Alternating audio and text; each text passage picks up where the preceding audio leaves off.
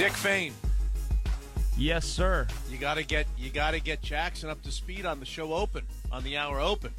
What was we wrong? Can't start an hour. We've never started a show in our lifetimes. Yeah, we should have the music in there. The show open. The what is it? Zeppelin? What is it? Let's just sing it. Come on. My last email before I went to bed last night to Jackson and to Slick. There he is. It's not written on the show sheet here that I got from Slickhawk. I'm sorry. See that? Incomplete. He stood you up on the. See, that's the hourly open. The one thing that he should have included on the show sheet is this thing. He didn't say to 6, 7, 8, and 9, right?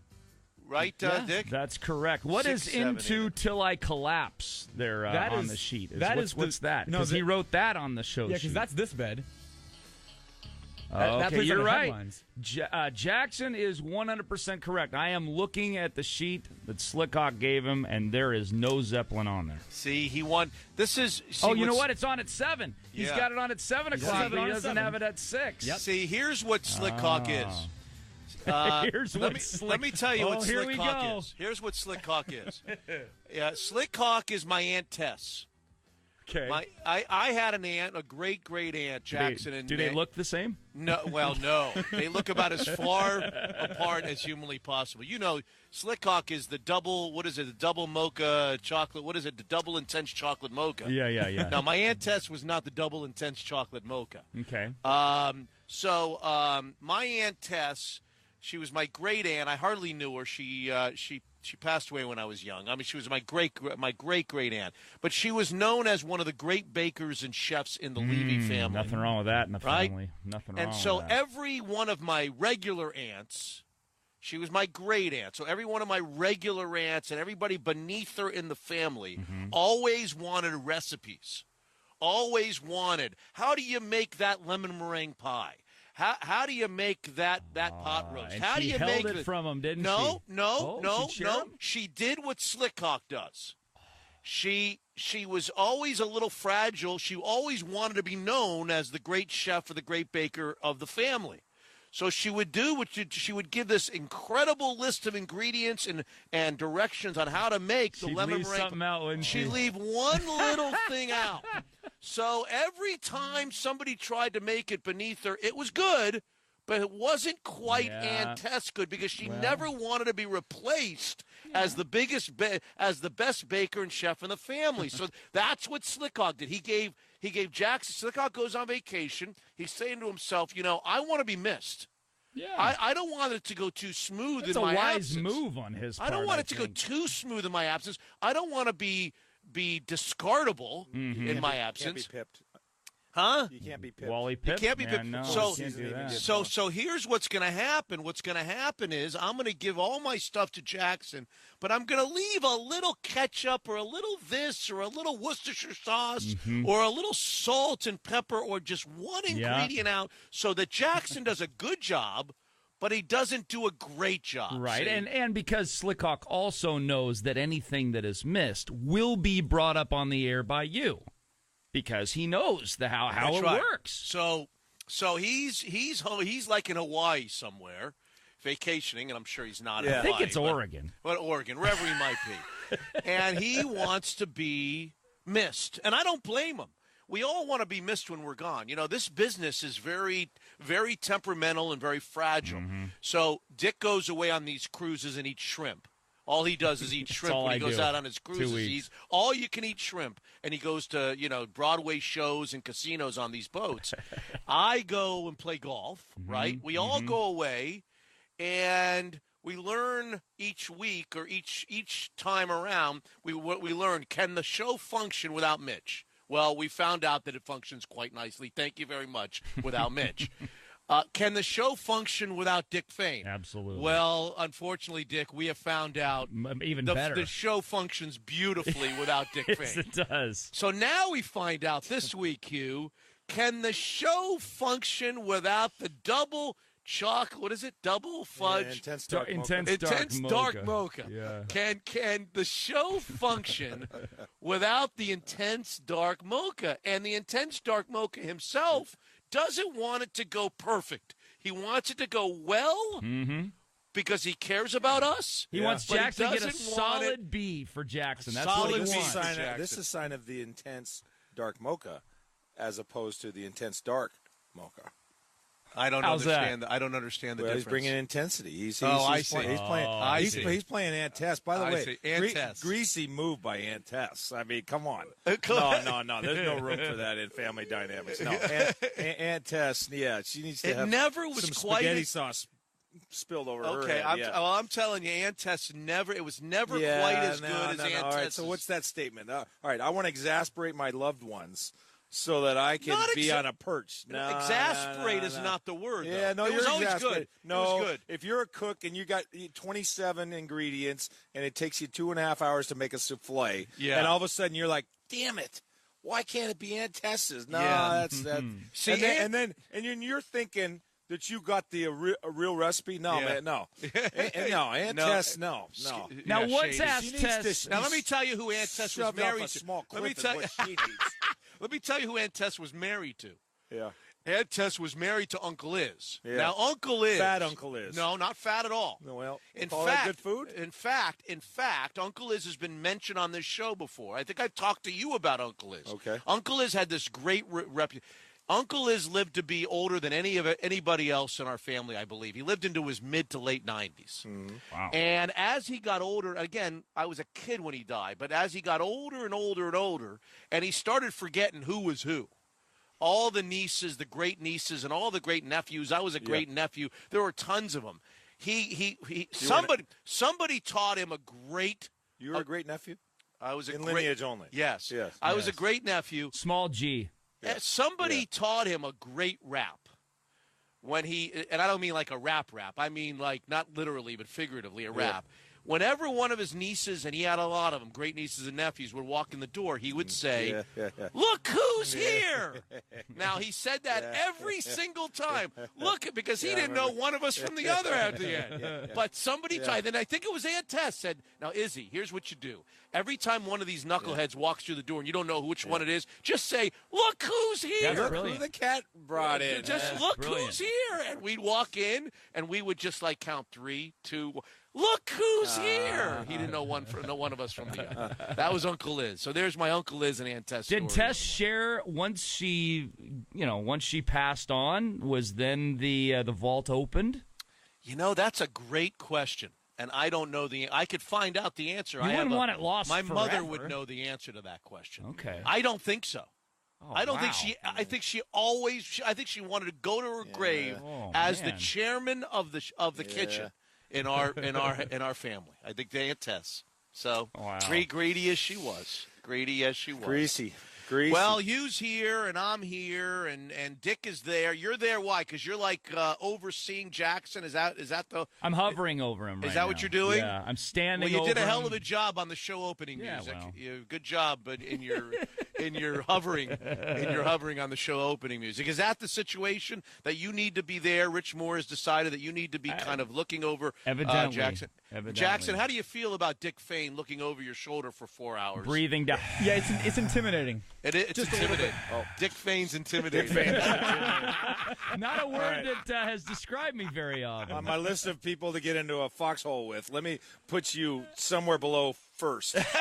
if you're intimidated by Dick Fain, come on, Jackson. He's in my corner. Cowboy up, Jackson.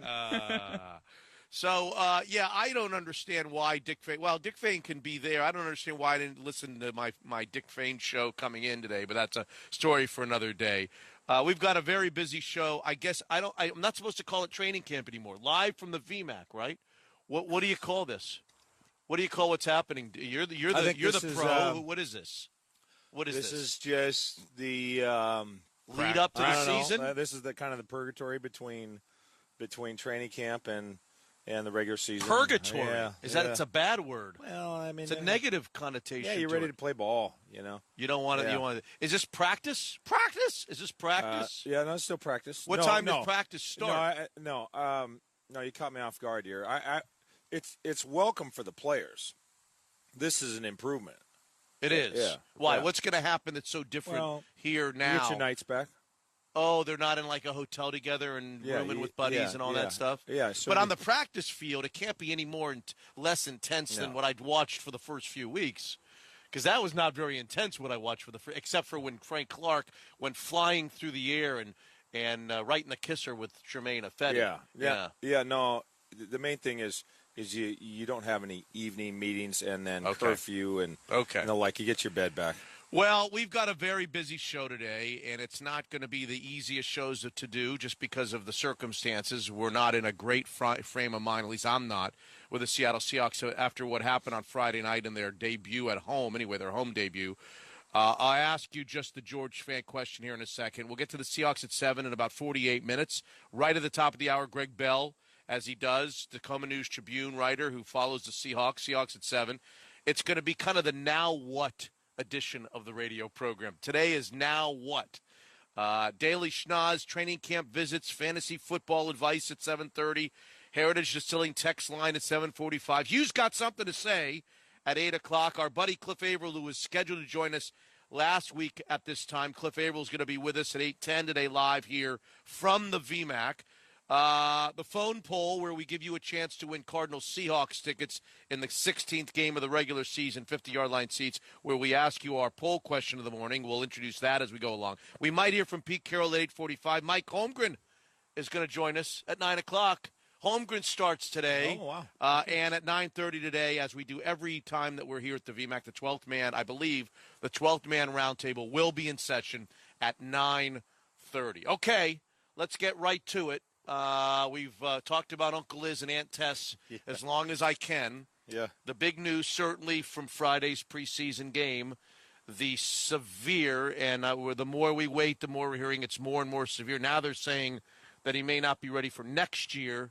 George Fant, a catastrophic knee injury, severing just about every big ligament in his knee, and now the Seahawks are without the starting left tackle, who they were very excited about, on an already questionable offensive line.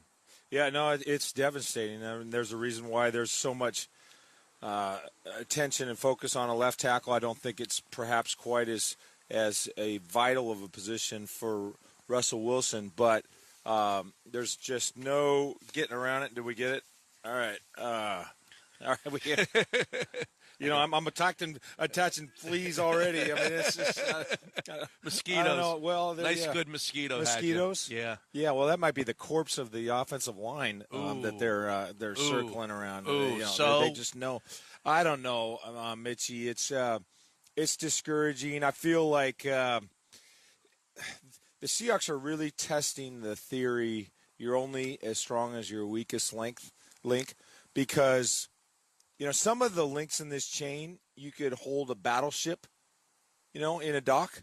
And some of the links of the chain, you couldn't hold, a rubber raft that you buy at Walgreens, and this offensive line, it's so exasperating, to watch the tackles. Now, Luke Jokel, I don't know. I'm really skeptical right now about Seattle's ability to have even remotely average offensive line play at the tackle position. So I don't know what they're going to do. I don't know if this calls for. Is this a deal breaker? Is this it? Is this the deal breaker? I don't want to overreact on a Monday morning. Is this a deal breaker for the Super Bowl? Is this a deal breaker for what we want the Seahawks to accomplish?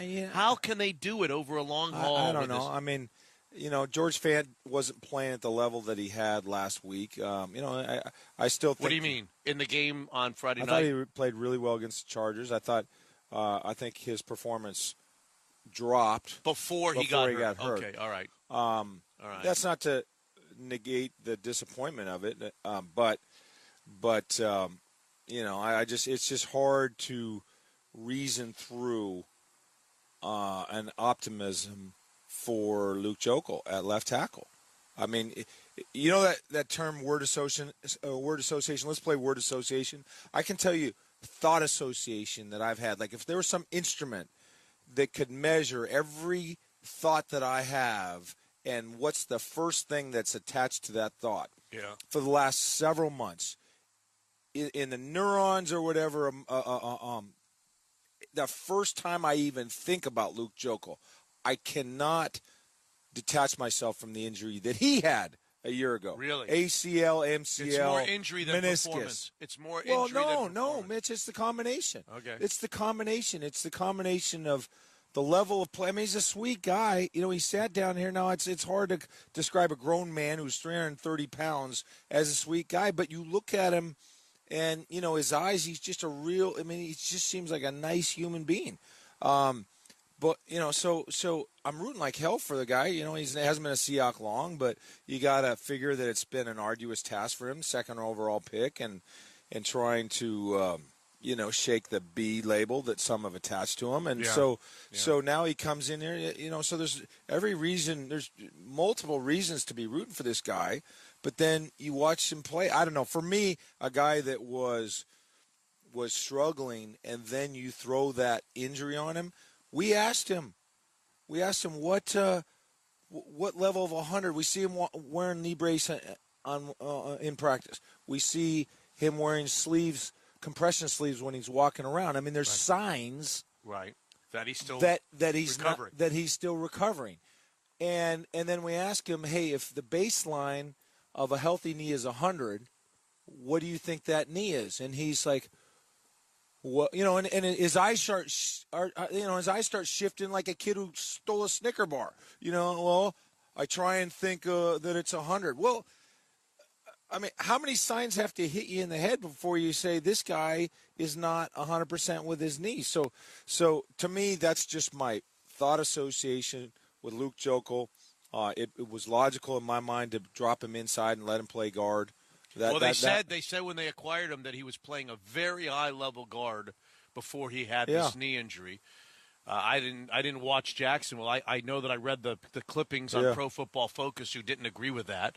They said he was playing marginally better at left guard than he was at left tackle, where he was one of, if not the worst left tackles in the sport. Yeah. But Tom Cable, as soon as they acquired him and they gave him $7.25 million guaranteed, said no. He said it to us. He said it to everybody. I'm not listening. He said he said he was playing the best left guard.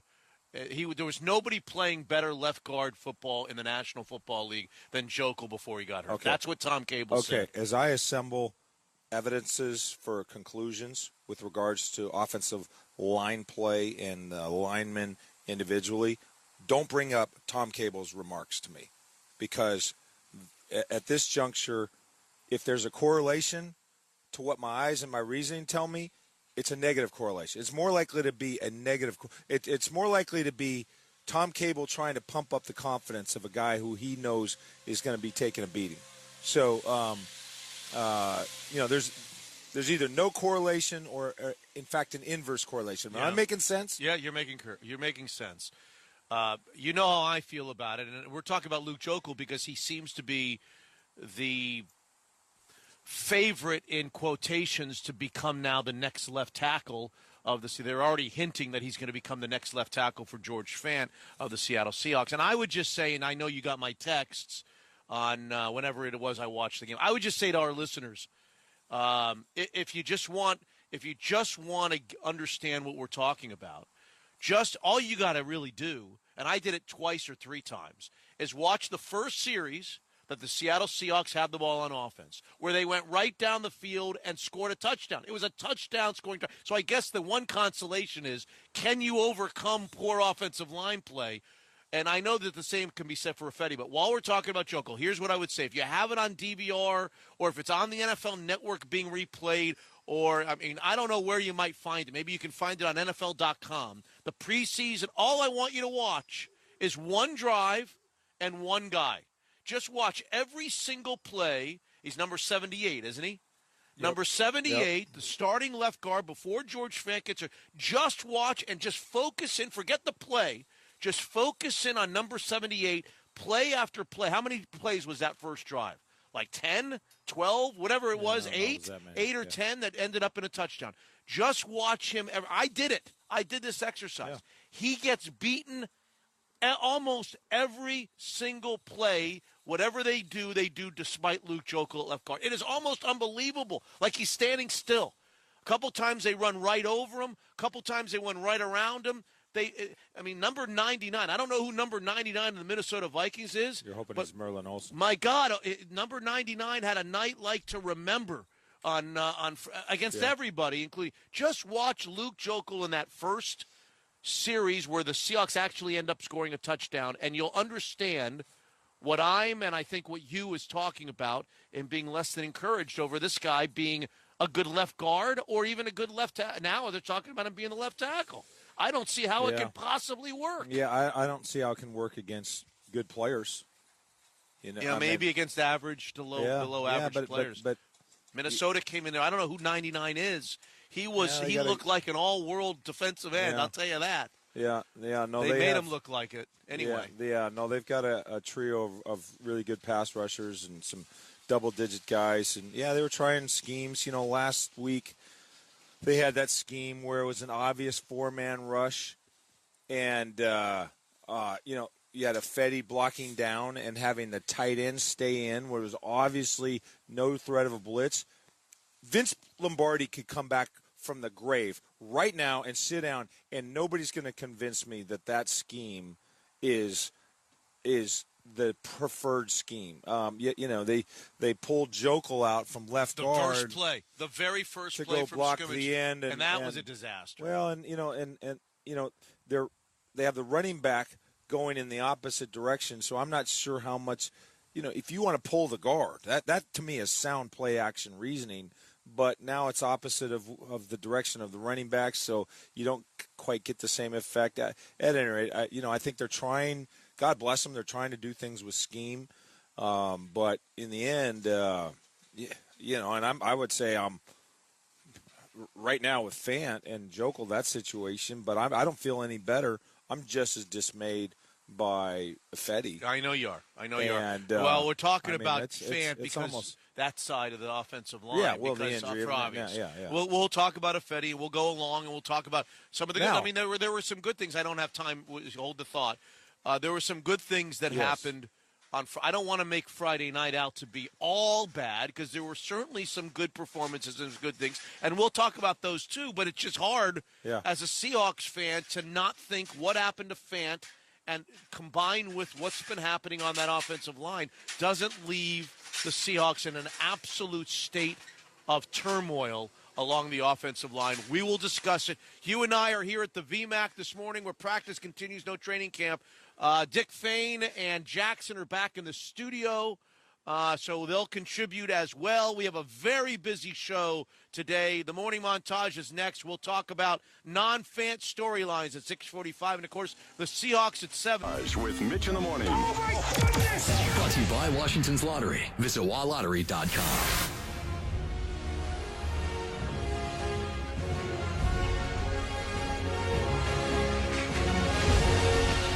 Sports Radio 950 KJR has teamed up with the Target Zero and Shuttle Express to bring you the ultimate ticket giveaway. Log on to sportsradiokjr.com. Huge prize package, including Doobie Brothers, the Eagles, Katy Perry, sporting events, tickets to anything you might like, baseball tickets, football tickets. All right, sportsradiokjr.com. Remember, drunk drugs are high. It's a DUI, so always travel safely. We are 29 minutes away from the Seahawks at 7. Greg Bell with the Now What edition of the Seahawks at 7. In the wake of the George Fant injury, we got a feeling that everybody behind these walls where we sit at the VMAC, they're scrambling like, give me a, is it a simile or a metaphor? I guess it's a metaphor, Hugh. They're scrambling behind these closed doors like ants on an anthill. Ants on an anthill. Give me a good one. They're scrambling in the wake. Get off your phone. George Fant, in the George Fant absence, the people behind these walls are scrambling like ants on an anthill. Ants on it. Yeah, all right. Slickhawk to Jack in the Box. Slickhawk to Jack in the Box.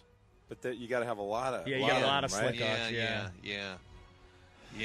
Work on that for me, all right? Work on that. Let's get to the morning montage on 950 KJR. Let's get it started with some Seahawks highlights from Friday night. Here they go. Shotgun this time.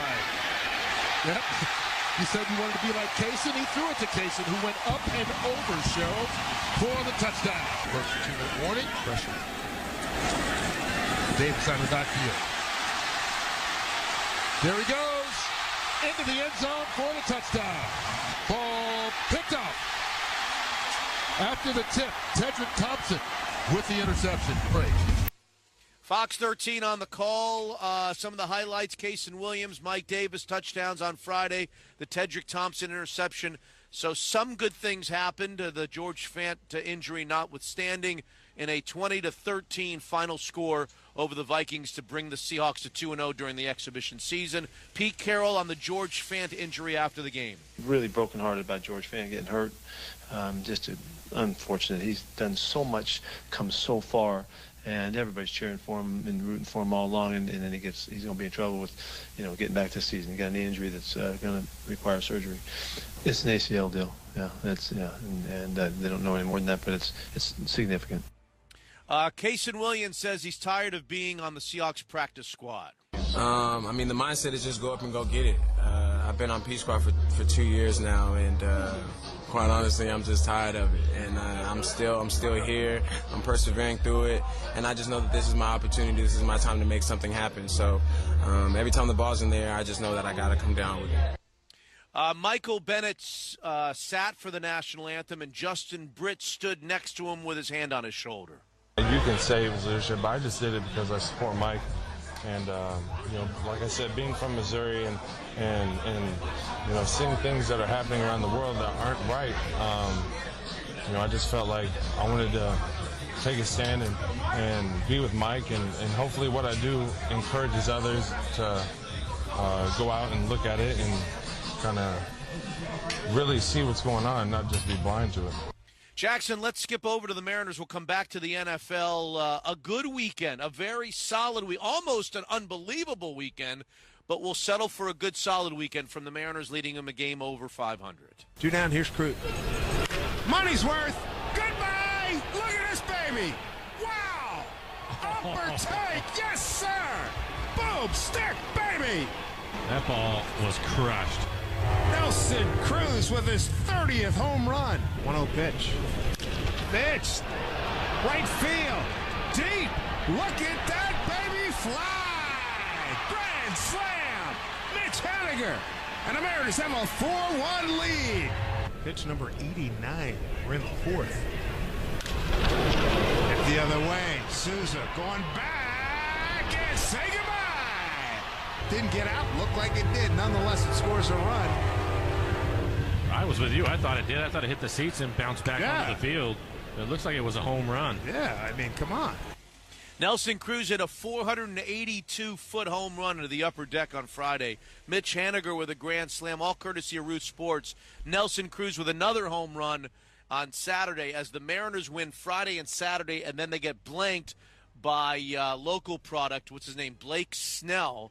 And they beat Tampa for 2 out of the 3. They're a game over 500, and I believe they're a game and a half. Is that right? Yep. Game and a half back of the wild card in the American League. So very much alive. They're in Atlanta for the next 3 days. Now back to the NFL as we jump around on the morning montage. Pittsburgh, the Steelers score against the Falcons. Shotgun. Connor stands to Houston's left from the 6. 3rd and goal. The snap. He looks. He throws it to the 2, to the goal line. Touchdown, Justin Hunter. Spun away from the defender and got into the end zone. New Orleans rookie running back Alvin Kamara, I guess his name is, steals the show in a preseason victory over the Chargers. The Saints have it 1st and 10 from midfield, moving it left to right. Daniel handing it off to Kamara, and there's Kamara who played so well last week, and he's free inside the 20, down to the 10, the 5, touchdown, Alvin Kamara. Back to Major League Baseball, a grand slam for the Twins to beat the Arizona Diamondbacks. And the 0-2 pitch, a swing and a drive, right field and deep, back it goes, deep it goes, grand slam, Rosario! Rosario's 2nd career grand slam. A majestic, towering blast to right, 9-0 Twins in the opening inning. And the Angels keep winning to lead the American League wild card race, at least for the number 2 wild card. 1-2 pitch. Little slice in the right field. It's going to drop in for a base hit. Being waved home is the lead runner, Cole Calhoun. Throw gets away. He'll score, and Maben delivers. Angels back on top. 6:38 on 950 KJR. There's your morning montage. What I'd like to do you in our next segment, because I want to be I'm fearful and I want to be careful this morning. Obviously, the tenor of the show is going to be reflecting the George Fant injury and the problems again year after year after year here at the VMAC with the offensive line. They're scurrying about back there like ants on a molehill. You're still on. I would say Russian fighters shooting down Korean jetliners. Jesus. Wow. Morbid. Okay, all right, Hugh. You could go there. I guess you could go there. What I'd like to do in our next segment so that we don't hyper focus on George Fant is let's talk about non-George Fant storylines from Friday, good or bad. Non-George Fant storylines, good or bad, from Friday night's victory in preseason game number 2 as we continue live from the VMAC on 950 KJR.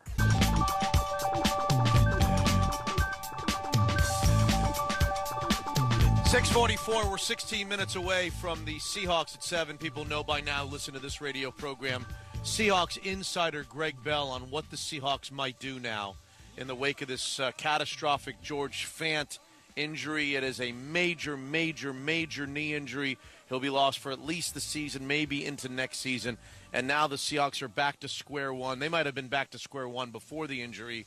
Now they really have a problem along the offensive line as their starting left tackle's out. But I don't want to completely focus on George Fant. There was a lot to the game the other night. I have a lot of notes. I have a lot of observations. You watched it many, many times. Hugh Breedlove-Millen, before you go into your non-George Fant storylines, I'd like to offer you a gift this morning for being with me here at the VMAC. Okay, here to we go. reconfirm our friendship and my love for you, because you've got something to say at 8 roll. o'clock. I do. My wife gave me something to give to you today. Okay. Oh. I'd like to. What do you? Okay. I'd like to share with you one of 5 pair of glasses that you're going to use at 10:21 this morning. You're going to use at 10:21, being here at the VMAC this morning when we have a little eclipse. You're going to use those. These legit? These are legit. This was a 5-pack. These are legit. Okay. I was warned by Sharon, my wife, yesterday that you are to wear them with You can wear them with sunglasses. You put your sunglasses on, Hugh. You put your sunglasses on. You actually wear these with the sunglasses. She made me promise that you wouldn't look into the sun. She didn't give a crap about. She said, honey, you look into the sun all you want. Tell Hugh he's not allowed to look into the sun, and give him these glasses for me. So at 10:21 today, you got these glasses with me. We're going to look into the sun. Atta girl. Well, thank you, Sharon. Yeah. Okay. How about if I keep watching this offensive line play like that, I'm going to wish my retinas were burned. Non-Fant storylines.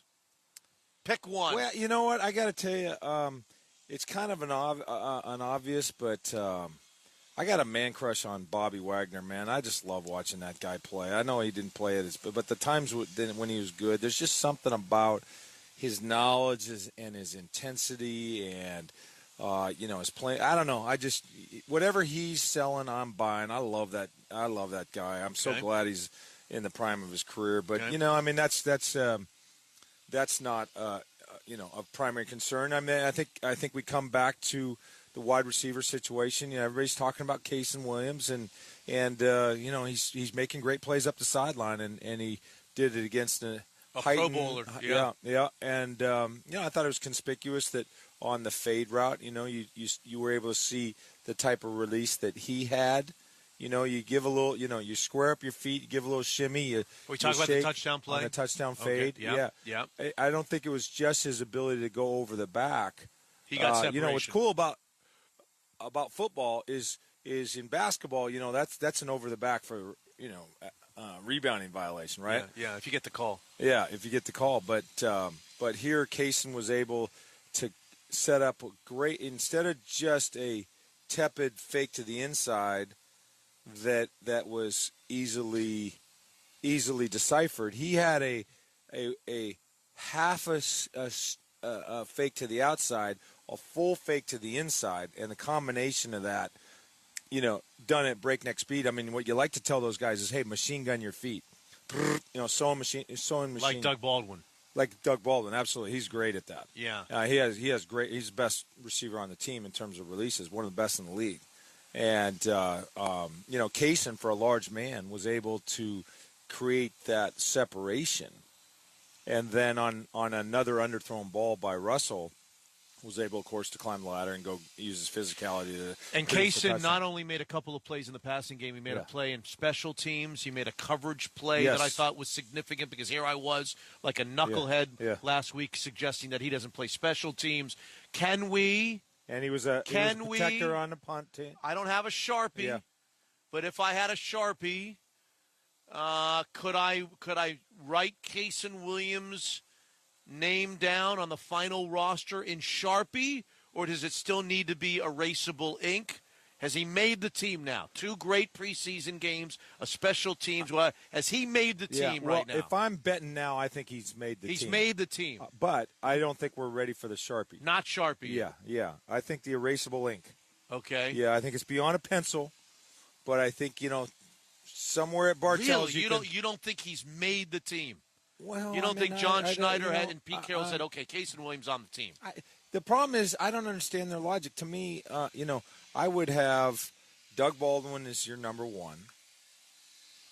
There's no question Paul Richardson and Tyler Lockett are in. So I think those guys are locked. Gimmies, yep. And then for me, I would round it out with Kaysen Williams, Tanner McAvoy, and J.D. McKissick. That's 6. And that's it.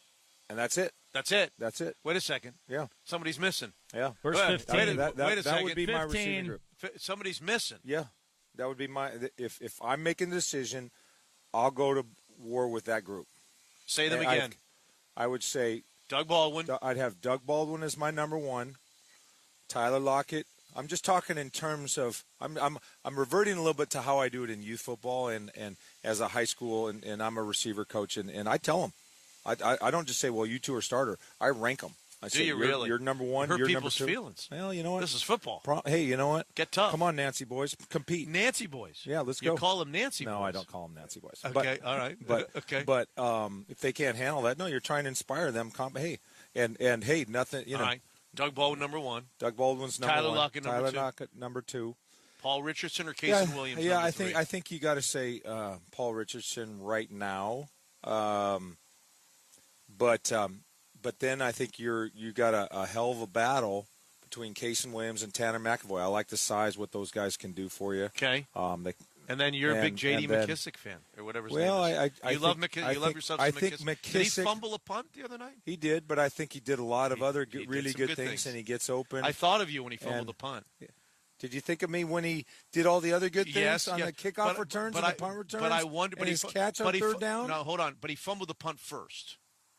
It was before all the good things. No, it wasn't. Just about. I don't think yes, so. It was like no. number 2 in the order. He had a nice kickoff return to start the game. Well, in the order of good things and bad things, it was towards the top.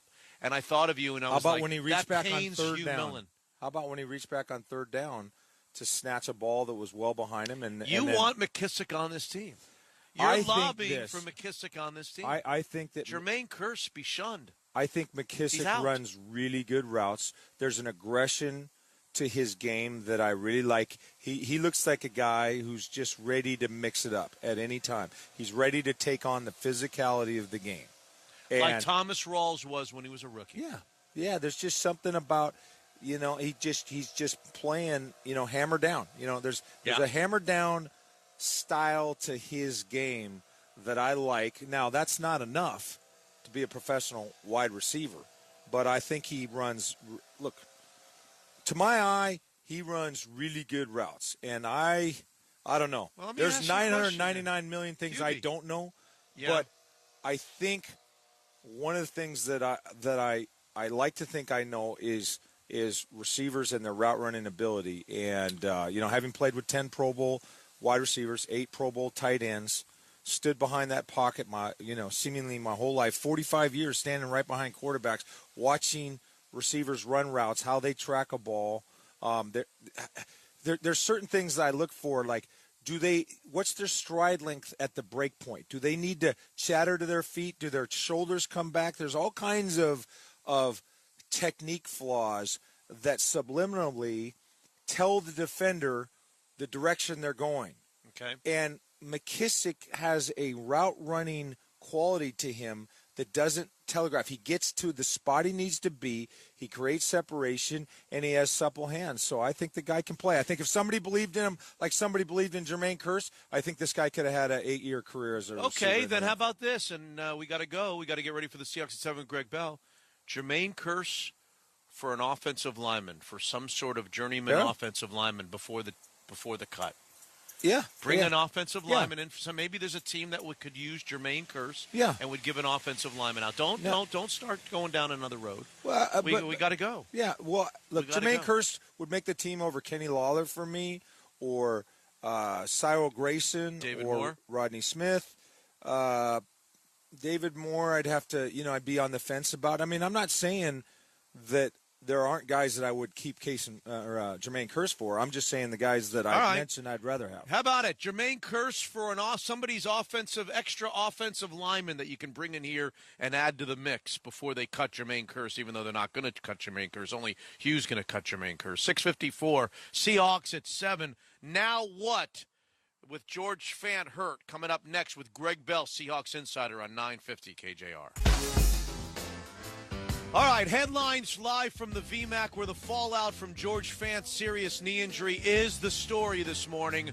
Pete Carroll will address the situation today. Will it be Luke Joeckel? Will it be Ethan Posick? Will it be Reese Odiambo? Or will it be someone else that I haven't mentioned? The team did sign journeyman tackle Tyrus Thompson yesterday, presumably for depth. Drafted by Minnesota in 2015 out of Oklahoma. Already stops in 5 NFL cities, and he's never played in a regular season game. So he's not the answer, I don't think. But you never know with these guys. What will the Seahawks do now with an offensive line that is already in disarray? Mariners settle for 2 out of the 3. And by the way, we'll talk to Greg Bell, Seahawks at 7, and ask him that very question here in just a moment.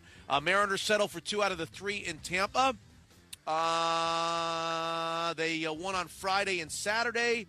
They lost to local boy Blake Snell yesterday, 63-62, a game and a half back for the second wild card. They're behind the Angels and Twins. They're tied with Kansas City. They're in Atlanta for 3 starting tonight. Second start for Andrew Albers. Longtime wide receiver Anquan Bolden retires after 14 seasons and nearly 14,000 yards. Maybe a resting spot in the Hall of Fame, the Pro Football Hall of Fame at some point, but he'll have to wait for a while if he's to get in. The NBA's commissioner office is investigating a tampering accusation levied by the Indiana Pacers at Magic Johnson and the Lakers over alleged contact with Paul George, who's now with Oklahoma City. And why did Dick Fain and I not go with the obvious? Henrik Stenson is your PGA Tour winner in Greensboro. He was by far and away the highest-ranked player in the field. A very easy pick, but we didn't do it, and Henrik Stenson makes us pay. There's your headlines. Let's get to Greg Bell with the Seahawks at 7, please. Very happy with how things have turned out through the offseason and getting our guys together. Live from the VMAC. Wilson going to run.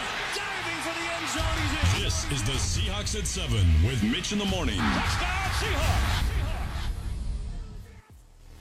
All right, 7:02 on 950 KJR. We're here at the VMAC. He will be here later. He's Greg Bell of the Tacoma. Let me try that again. Tacoma News Tribune. Greg, good morning to you. I hope you had a nice weekend. How do you feel like John Schneider's weekend went after Friday night and watching a starting left tackle go down with injury? How do you think his weekend was? Well, hi, Mitch. It changed, that's for sure. He had a task he didn't think he had. It tells you the state of the Seahawks offensive line that George Fant was one of their sure things. A guy who this time last year was just coming off of basketball life and hadn't played football in a long time, right. Back to junior high school. Now I think they're going to go with Luke Joeckel because of the experience. He's done it. He was drafted into the league 2nd overall to be a left tackle. He was a left tackle until last August when the Jacksonville Jaguars, who drafted him in 2013, moved him to left guard because they signed Kelvin Beachum from free agency, and they deemed Beachum better at left tackle. The Seahawks all along have said, and Snyder himself, I think, told your station in the spring that he thought that all along that Jokel was better at left guard than he was at left tackle. Tom Cable has even said that Jokel was perhaps the best guard in the league last year. So that's why they've been having him there. They thought it was working well with Fant. And that's what makes this Fant injury so damaging to their plans, is that they had a plan on the left side. And as a matter of fact, on Thursday, the day before Fant tore his ACL when Justin Britt fell on him against the Vikings Friday night, Pete Carroll came out and said, we're set on the left side. And then, of course, they're not set on the left side. The option behind, I think Ethan Posick is intriguing to them. It's just that they have not even seen him take a practice snap at left tackle, which is, and we will now, I believe. But I think the first option has got to be Luke Jokel. Okay, what you haven't mentioned is, Luke Jokel moves from left guard. We're going to talk about Luke Jokel here in a second, how he played at left guard the other night. But, okay, so let's assume you're right, and they go to left tackle. He goes to left tackle. Does Glowinski go to left guard? Does somebody other than Glowinski? Does O'Day Abushi go to left guard? Who goes to left guard in Jokel's absence now? I think they're going to try Jordan Roos there. They like him a lot. Yeah. They signed him $20,000. Of course, rookie free agent doesn't sound like much, but in undrafted free agency land, that's a lot of money. And Pete Carroll's been raving about him since first rookie minicamp. I asked him Friday night after Fant's injury, how's Jordan Roos been at left guard? And I asked the question to gauge whether they're going to move Jokel to tackle. And he said Roos has been on it, and then he fits in well with us, and he definitely could play left guard for us. I'm not sure they want to move Glowinski back to where he started last year, because the reason they moved him to right side is that he played at West Virginia right guard, and they thought that familiarity would give a better performance. Glowinski wasn't terrible last year, but again, that's a pretty low bar on the Seahawks line. They wanted, I think, for continuity, whatever continuity they can salvage out of this situation, for continuity's sake, keeping Glowinski where they've already moved him to, and moving perhaps O'Day Abushi, perhaps Jordan Roos to the left side, and Roos has already been in the left guard for this entire month. I think that would be somewhat less unsettling than to move Glowinski back over. All right, he's the Seahawks insider for the Tacoma News-Tribune. He's Greg Bell. You got to follow him on Twitter. You got to read all of his work. He and Bob Condotta do a great job covering this team day to day. Let's have the conversation that I like to call 2 + 2 = 5. It's the Luke Jokel conversation. They keep telling us how good Luke Jokel is. I keep watching. I don't know if you've gone back and watched the TV version of the game last night or on Friday night, Greg. All you got to do is watch the first series and just watch his performance on the first series at left guard. It was pathetic. I mean, he was beaten in every which way you can be, overpowered once, knocked back down. He was beaten on speed moves. He whiffed a time or two. I don't understand how everybody in that organization thinks that Luke Jokel is good, but everybody else around football, including my eyes on Friday night, see Luke Jokel missing blocks left, hand over fist. I don't understand it. Well, first of all, they have to think he's pretty good because they're guaranteeing him $7 million this year, and he's going to play, and he has to play somewhere. And they found that they believe he's better at guard than tackle. Did you watch him at left guard on that first series? I did, first and second series. He was better in the second series. I would say that even Fant, who had a good game until he got hurt, and especially Affetti, they were having problems with the outside pass rush. The Vikings were going even extra wide. Even their tackles were rushing wide, in what I noticed. And Jokel got better as the first half went on. The offensive line stayed in the whole first half, the starters. But the Vikings went to second and third teamers about middle of the second quarter, and I think that improved his performance as well. The rhetoric we're hearing, again, is that they've signed this guy for $7 million guaranteed, which is a princely sum in Seattle, still the lowest paid line in the league.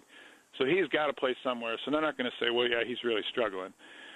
But they keep telling us he's looked better at guard than tackle, which is why he's there in the first place. And, again, when you're talking about Seahawks, it's all relative to the offensive line.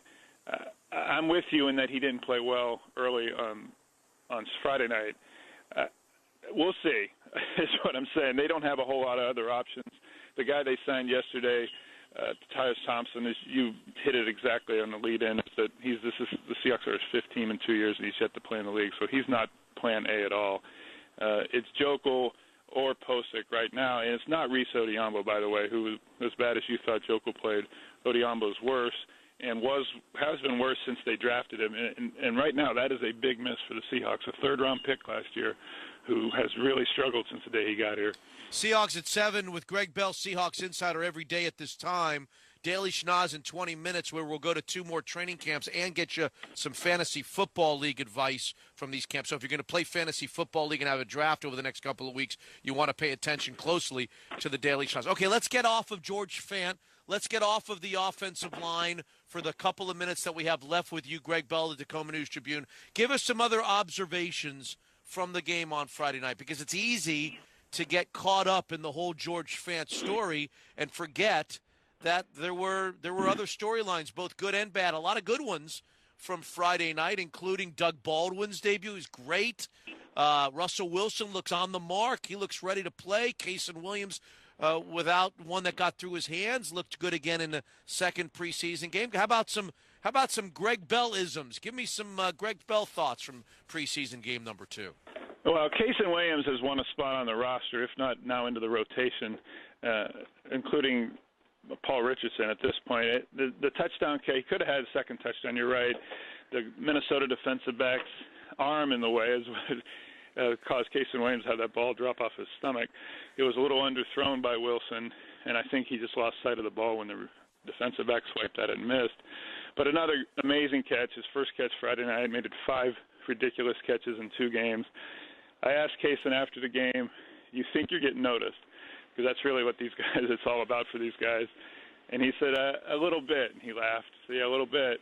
And his favorite play was on special teams, where after the touchdown catch in the first quarter, he was the first guy down on kickoff return in an open field tackle inside the 15-yard line. That, more than even maybe the catches, that is what's going to get him not only on the team but way up in the rotation. The coaches just go on and on about the undrafted guys and the need to play on special teams. And Chris Carson is in the same boat. Another special teams play for Carson the other night. That is why Carson is ahead of Alex Collins at the running back situation. And Collins, I know, Pete Carroll went out of his way to say Collins did a good job closing out the game in the last few minutes when they went into a 4-minute drive, and they brought Boykin back in to do it. But Carson, the way he is running decisively, it doesn't look like he's thinking. It looks like it's natural to him. The playbook obviously isn't overwhelming him. He's just one cut and go. And their 7th-round pick is very, very impressive.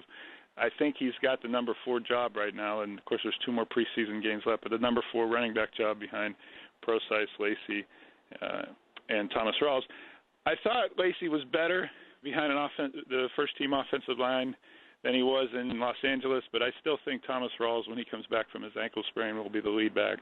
Okay, let's cut it there, and we'll talk to Hugh Breedlove-Millen here about Shaq Griffin's performance and somebody that we raved about the first time around in Los Angeles. Greg Bell, each and every morning. We appreciate it, Greg. We'll see you out here in the 9 o'clock hour. Thanks so very much. Yes, sir. Thank you, Mitch. All right, 12 minutes after the hour, 7 o'clock. That's the Seahawks at 7 on 950 KJR. Each and every morning, you can rely upon us and Greg Bell, Seahawks Insider, to give us the Seahawks news of the morning. As we continue to discuss George Fant storylines, we'll have the Daily Schnoz training camps. A couple more training camps will be covered, and Fantasy Football League advice is coming as well. And by the way, your chance to win 50-yard line seats for the Cardinals-Seahawks game in Game 16 of the regular season resumes today. The phone poll and the texting poll will ask the question to you, the question that I've kind of asked Greg and I've kind of asked you.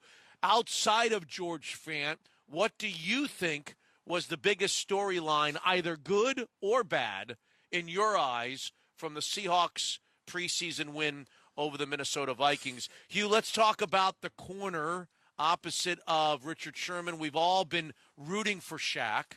We love Shaq. We love his personality, his charm when he sat down with us. We like what he has, his raw tools as an athlete. He went out and did a couple of nice things in the first game against the Chargers, including that play where he made up ground on a fade pattern. But Friday night, now I guess it's how you tilt your head, not a lot of things got behind him, but there were a lot of things that got done in front of him. The Vikings, almost with a game plan, came out throwing at him over and over again, especially in the first half of that game. Yeah, no, they did. I wouldn't say almost. They definitely had a plan. Certainly Sam Bradford had a plan to go after him, and that's something we've seen that stay away from Richard Sherman. You saw the one time when they threw at Richard Sherman that it was a near interception. So that's going to be a constant theme. I gave up a lot of completions from a lot of different techniques. He gave up completions when he was in press coverage and funneling to the outside. He gave up completions in a technique called press bail, where he's pressed on the line. Then right before the snap of the ball, he turns and goes what we call knees in, where he's looking in at the ball and he's staying outside leverage. So he gave up slant routes. He gave up stop routes. That was the primary culprit, is just those curl routes, hook routes, stop routes, call it what you want. You're starting to go vertical and then you just stop. So there was even one that could have been completed on a modest distance out route that he got turned around, and it was just a poor throw. So it was not a great day for him. But as you said, he did not get beat deep, and that's the primary. When you look at how the Vikings, how they performed offensively and where Seattle was on the scoreboard, in the end, the Vikings offense wasn't scoring points against Seattle's defense. And so while you're learning the trade, you're not committing the cardinal sin of getting beat deep. If he's losing guys up the sideline, I can remember the Cincinnati game at Cincinnati where there were some breakdowns with the corner opposite Richard Sherman, and you're failing to cover go routes. That is a demonstrably more critical problem for Seattle in the defense they like to play. That single safety defense, the zone coverage, they don't give them much help to the outside. There's a term, what's called the curl flat defenders, the widest underneath zone defenders, meaning the zone defenders closest to the line of scrimmage. You got the hook defenders in near the hash marks. That's generally Bobby Wagner and KJ Wright. And then you've got what are called curl/flat defenders to the outside. Those defenders don't buzz out. The term is buzz, meaning get width to the sideline. Those defenders, those wide underneath shallow defenders, don't buzz out to help out Seattle's corners. So Seattle's corners are going to be, in essence, man-to-man. I would say that it's a technique issue that is fixable. It's his second game. He was overly concerned with stopping the go route. So when you saw, he did a great job of turning his hips and getting on top of the receiver. He was so far on top of the receiver that he was susceptible to the stop routes. And when you compare his style to Richard Sherman, what Sherman does is he's more comfortable with contact. He's creating contact at the line of scrimmage. And then even when he's not necessarily physically impeding the receiver, he's brushing up against him. He's got his elbow contact. He can feel when he turns and locates the ball, he's brushing up against a guy. It's like, stand in line, packed it, for a movie theater. I mean, you can just feel somebody next to you. He wants to feel that receiver, whereas Shaq was creating more space on top of the receiver. And so I think what the message will be is, look, you've got 4.3 speed. Right. Trust it. You can catch up. That's what I was going to say. Trust. You can catch up. Just hang there. Be comfortable having that contact. Doesn't mean that you're jacking the guy and getting penalties and what have you. It's just you're just closer in proximity. Feel him. Even when you're running, you're jostling next to him. You're bumping shoulder to shoulder, elbow to elbow. As you're sprinting, have a sense of keeping a little in the tank. Don't turn and run out of there at 100%. You can run at 85, 90% speed, and when your impulses tell you that he's going deep, now you've got that extra gear to catch up. So play with a little more confidence underneath. So it wasn't a catastrophe. It wasn't a catastrophe. It was not a catastrophe. Even though he caught 6 or 7, 5 or 6 against them, they moved the chains against him. Yeah, but now I'm going to say this I hope it doesn't sound immodest, but I'm going to just tell you the blunt truth. I was just a inconsequential quarterback. When I was playing for the Falcons, I think I was in my 4th year in the league, and Deion Sanders got drafted. Deion Sanders is obviously immediately a starter at right corner for the Falcons. So he was on my left side. I was the backup quarterback to Chris Miller, who was the Pro Bowl quarterback. And so I'm now the guy who, all of practice, I can go at Deion Sanders anytime I want. And we didn't have a real – if I showed you the list of receivers from there, yeah. You, as a big fan, you might say, "Oh, I kind of remember that name," you know. Yeah. But just nondescript. They're not wearing yellow jackets. No, and neither am I. Okay. and you're wearing a white one. Yeah, yeah. So, but when he was young, we could get him. You could get him. I'm just telling you, a hack like me, we could get him. We could get him fairly easily. You got Deion Sanders all the time because he was young and he hadn't built up. He might have had the outward confidence, but he didn't have the that a guy who gets by me for a half second on a fade route. I've got such electric speed, I can make up that ground, and in so doing, I can take away a lot of the shorter curl stuff and stop stuff by gearing up to that. Yeah. And so Shaq's going to feel his way and become that guy. Yeah, and by the way, every other team I was in, when you're running the scout team as a scout team quarterback, you've seen this before. The offense huddles up, a coach holds a big card up. So you look at the play, and oftentimes there's a circle. The defensive coaches is circled to the scout team offense. Hey, this is where we want you to throw. Or, you read out the concept. You have a general sense. On that particular year, Deion's rookie year, I don't remember whether they're circles, whatever. I just disavowed all the common reasoning you'd have in concepts. And I wouldn't say I was throwing at him every down, but I was throwing at him as much as a scout team could conceivably throw at a guy. Really? Throwing at him all the time. And the defensive coaches, they wanted it because they figured, well, Deion was developing. So I never had a coach admonish me, hey, quarterback, throw the damn circle on the right side. When I was throwing at the left, they wanted us to test Deion over and over and over again. And you could get him. But there got to be a point early in that second year.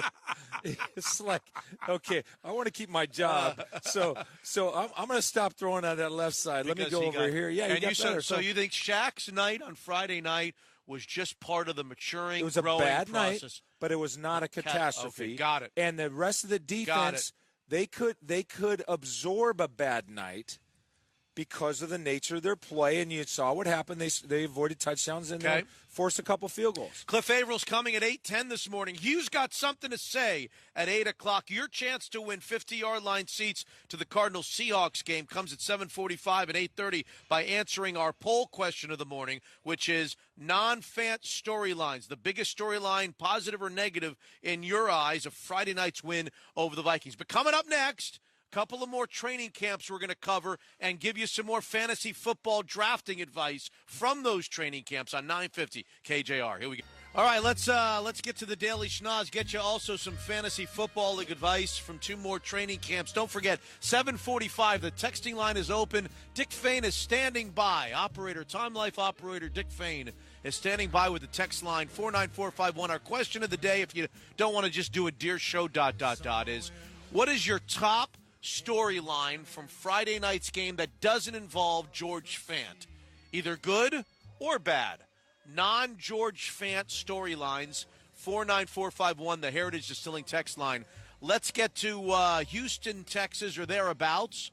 Joining us on the radio program on the Daily Schnoz is Jason Braddock from Sports Talk 790 in Houston to tell us a little bit about the Texans. Jason, good morning. How's Deshaun Watson doing? I assume he's doing well, and I appreciate you having me on this morning. Well, tell us about Deshaun. He's got to be storyline number one, does he?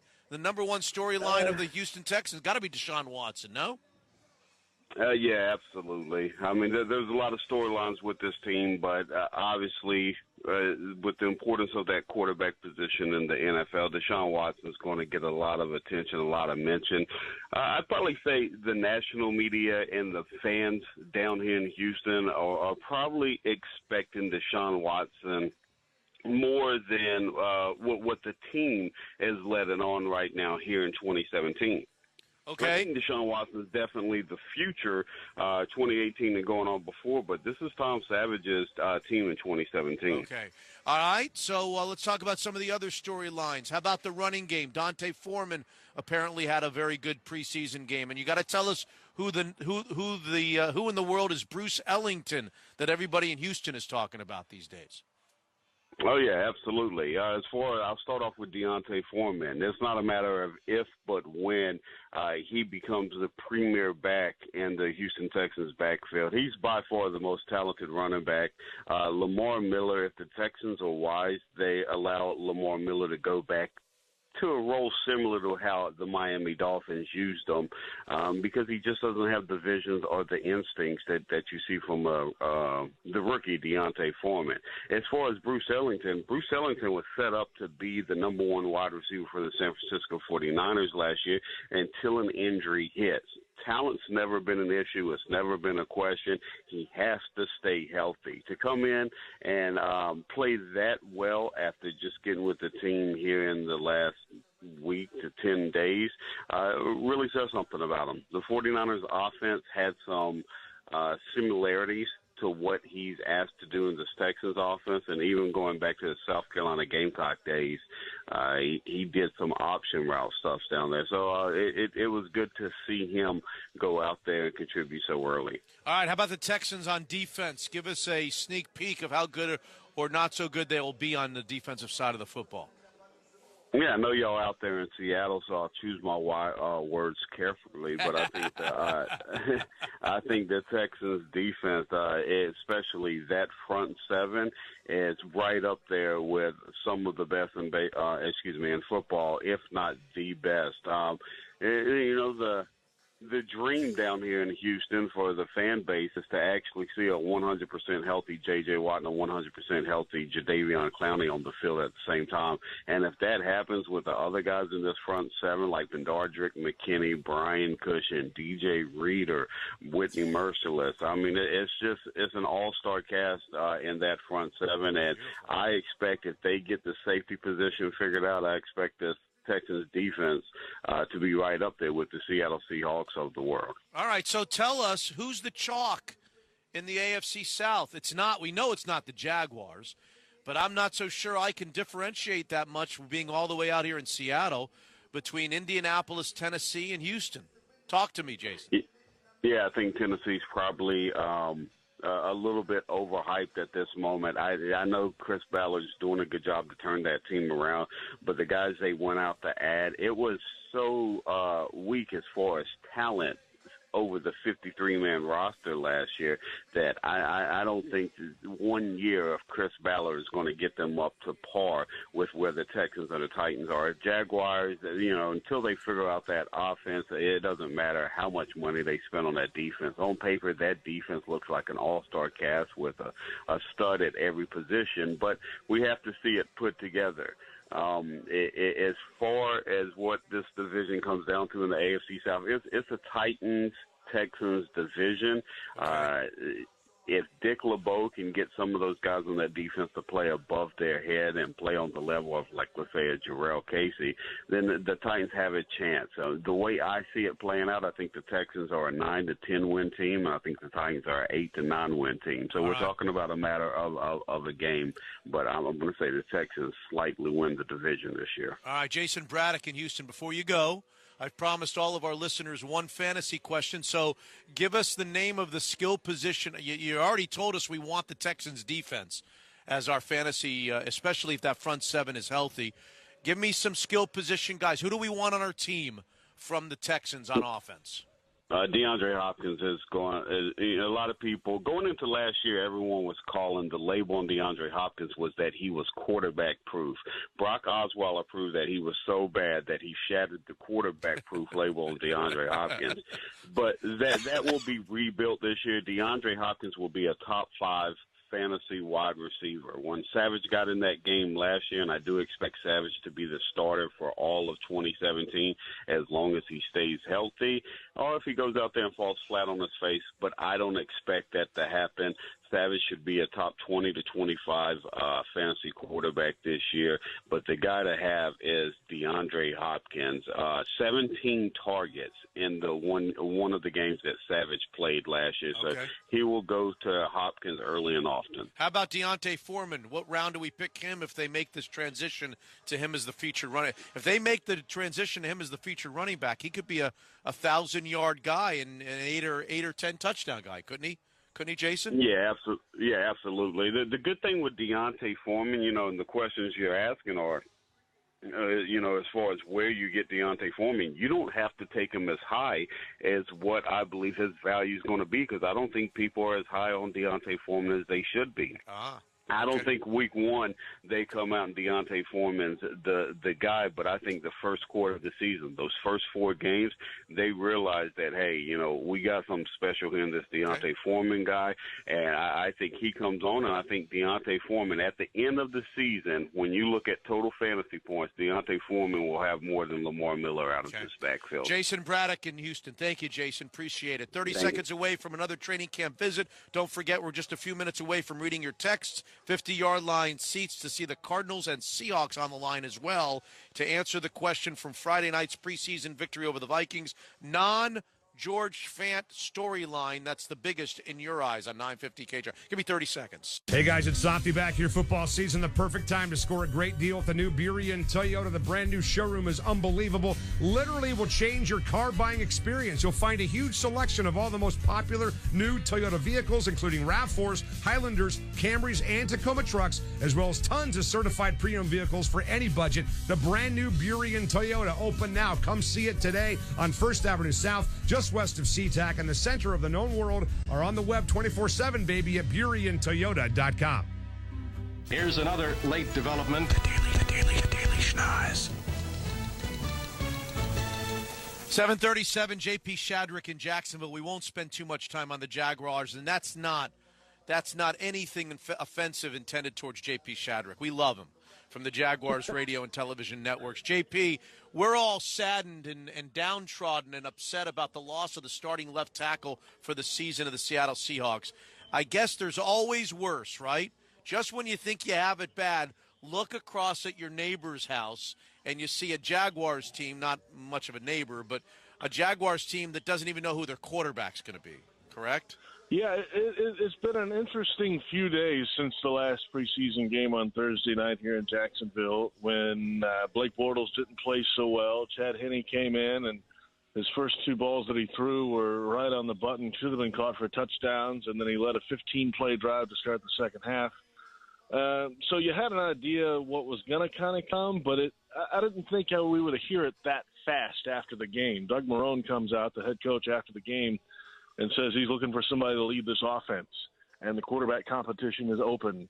And that's probably not the ideal thing you want to hear as a Jaguars fan some 2 weeks away from the opener against the Houston Texans and a fully functioning defense down in Houston. So there's a lot of work to be done, and there's a lot of talk going on around town right now. Yeah, they're going to lose a lot of games in Jacksonville. But the Blake Bortles story is interesting on some different levels. He was, the 3rd overall pick in the draft, and he had some good moments his rookie year, right? I mean, there was some reason for optimism, and here we are a few years later, and people are wondering whether he's good enough to be a starter in this league.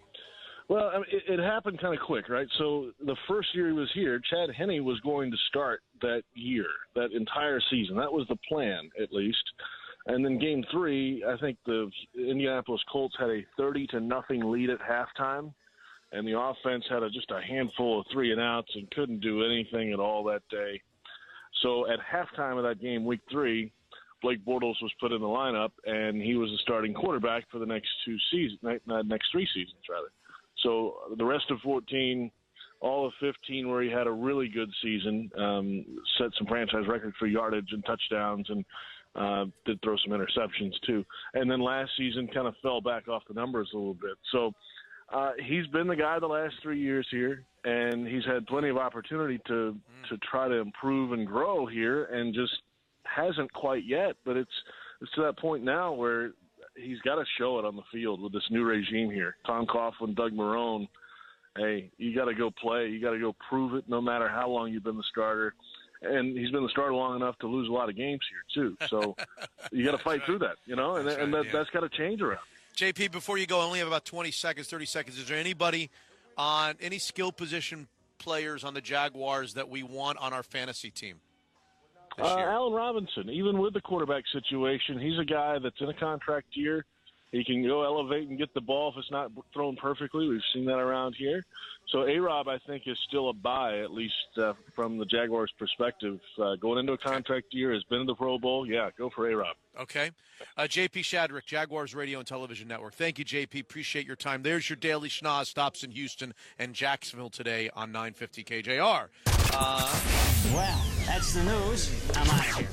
The Daily Schnoz, brought to you by Michael's Toyota of Bellevue on Sports Radio 950 KJR. Speak directly to Hugh Breedlove Millen or Dick Fain, Dear Show, ... It's the Heritage Distilling text line at 49451. Even if you've never texted a radio program before, do so now, Dear Show, ... Or you can just answer the poll question, which is very simple. Non-George Fant storylines, good or bad. What is the biggest storyline that you take away? Your biggest takeaway from Friday night's victory over the Minnesota Vikings, not involving George Fant. We'll read your text coming up next. Don't forget, you can win 50-yard line seats to see the Cardinals and Seahawks on New Year's Eve. That's at 8:30 this morning with the phone poll. And Cliff Avrill's going to be on at 8:10 live from here at the VMAC. Also, Hugh's got something to say at 8 o'clock, but your texts are next. Letters, oh, we get letters. We get your letters every day. Mailman, mailman, mail today. Reach right in and pull one out. Those letters, I love those letters. Let's find out what you got to say. Oh, boy. Mailman, mail today. All right, here we are live at the VMAC. Dick Fain is back in the studios over Jackson's shoulders, and it doesn't feel like, to me, at least in the first couple hours, I shouldn't say this too soon, that Jackson needs anybody. No, he's fine. Over his shoulders. He's fine. Well, I'm sure we've got some letters. 49451. Don't forget, Hugh's got something to say in 11 minutes. Every day it's a feature. We ask Hugh to tell us what's on his mind, and typically it's pretty spirited what's on Hugh's mind. Hugh's got something to say at 8 o'clock. He'll have to get through it quickly because at 8:10, Cliff Averill will be sitting in that chair, we think. Cliff Averill will be with us. And then at 8:30, a chance to win 50-yard line seats to see the Cardinals and Seahawks game with the phone poll. What do you got on the texting line today there, Dick Fain? Dear Show, my favorite storyline was Blair Walsh. Dead center on all of his field goals, even the 53-yarder he missed, and his confidence and cockiness towards his former team.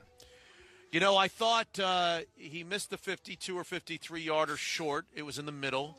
And he was also short on kickoffs in the first half. I tend to watch kickoffs also as much as I watch the field goals. And then I made a comment after finishing the first half. I watched it on Saturday. And it just seemed like he was a different guy in the second half. Not only was he making the field goals with plenty of room to spare from 50-plus, he was kicking the ball out of the end zone on kickoffs, and they were both directions in the first half. He was short on both directions in the first half. He was long in the second half, and he was cocky, and he was pointing at the Vikings. So maybe he was getting more comfortable in front of our eyes as a Seahawks kicker in the second half. I got a cocky kicker story.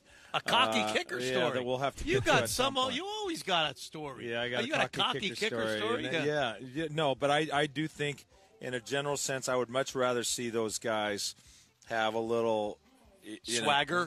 Absolutely. Okay. And not be scared of the moment. So I think that was a good development in the second half. But we don't ever know if that swagger is a put on or it's legit.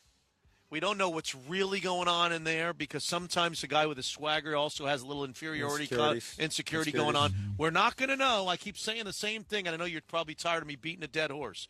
We will not know about Blair Walsh until he's out there with a game on a line and he's got to kick a field goal of some distance with a game on. That's when we find out about Blair Walsh.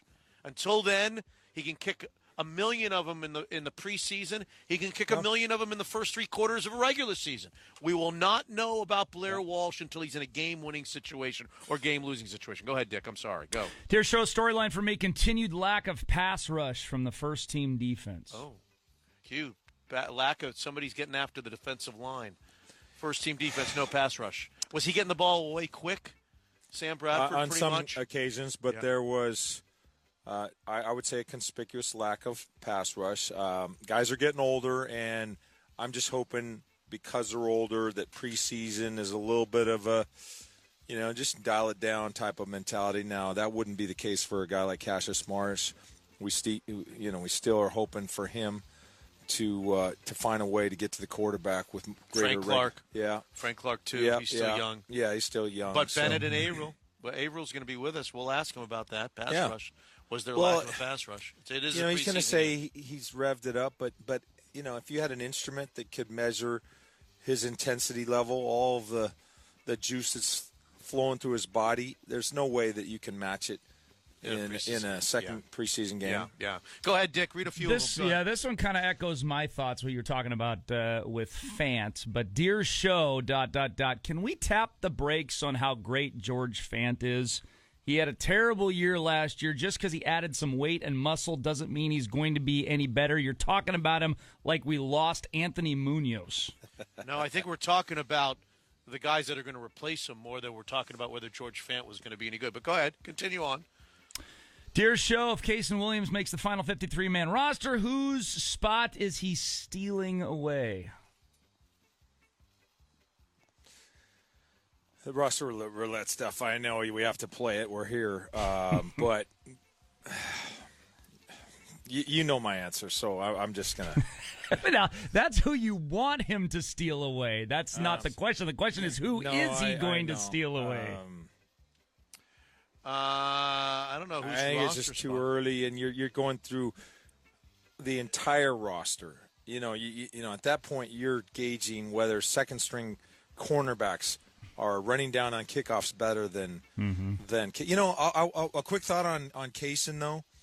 If you were to look at Cam Chancellor and say, tell me the one guy on the roster whose physical ability is most duplicated.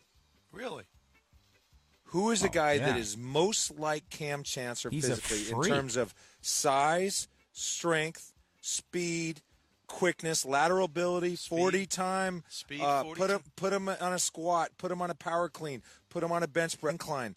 I got to think Kason Williams is athletically most like Cam Chancellor. If we got him out here right now, Kason Williams, and we set up a 40-yard right now, no pads, 40 yards, we had stopwatches, you and I had a stopwatch, what would he run? What would his legitimate 40-yard time be today, right now? He ran a 4.6 coming out.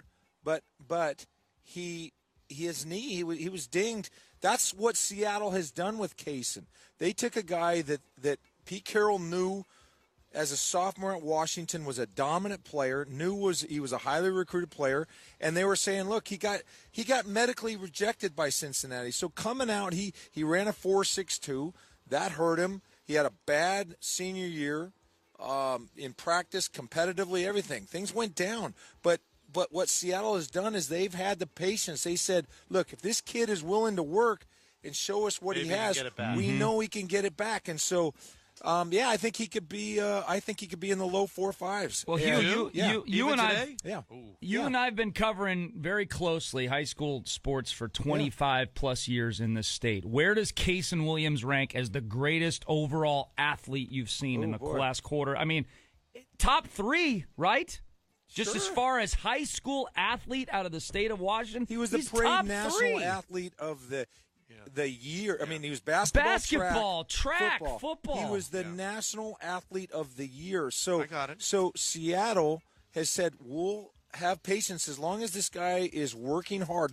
Look at his body. Look on the TV set of how vascular he is, and how tight his skin is stretched right now. I mean, he's lost 8 pounds. Yeah, he could run in the low 4.5s. 56 after the hour. Hughes got something to say in our next segment, and we're gonna hear him out. Plus, Cliff Averill in our next segment is going to join us live right here at the VMAC on 950 KJR.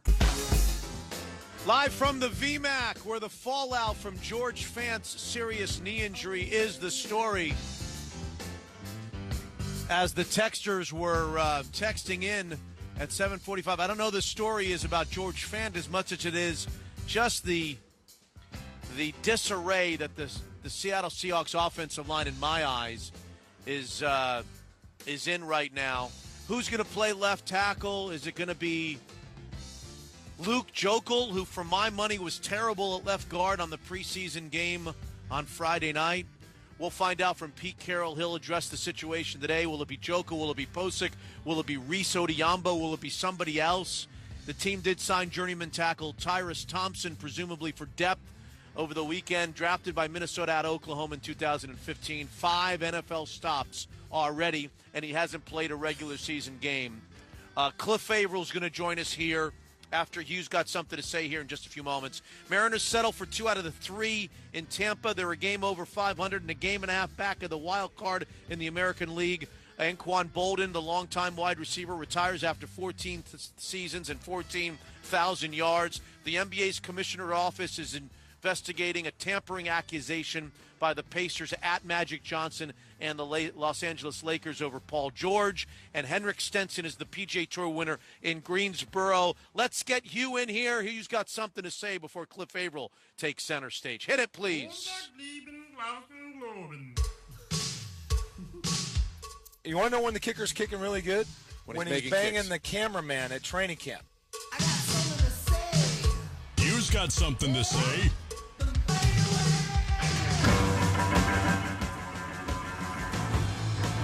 All right. Is this what you wanted? You made a musical request. I did. Why did you make a musical request? What is this that I'm listening to? This is Genesis. This is Phil Collins. Phil Collins. On the sticks, yep. Yeah, why did you want this? I don't know. It kind of fits the theme. See, I don't know what the theme is. I have no idea. This was originally What's on My Mind. Yeah. So, what's on my mind today is evidence for the Creator.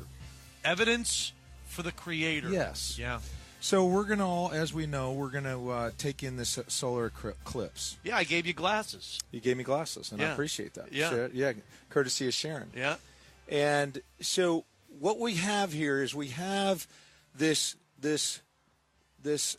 possible wink from the Creator in the sense of this. You've got the Earth that is a disk, our version, rather the moon, is going to block the sun. Exactly.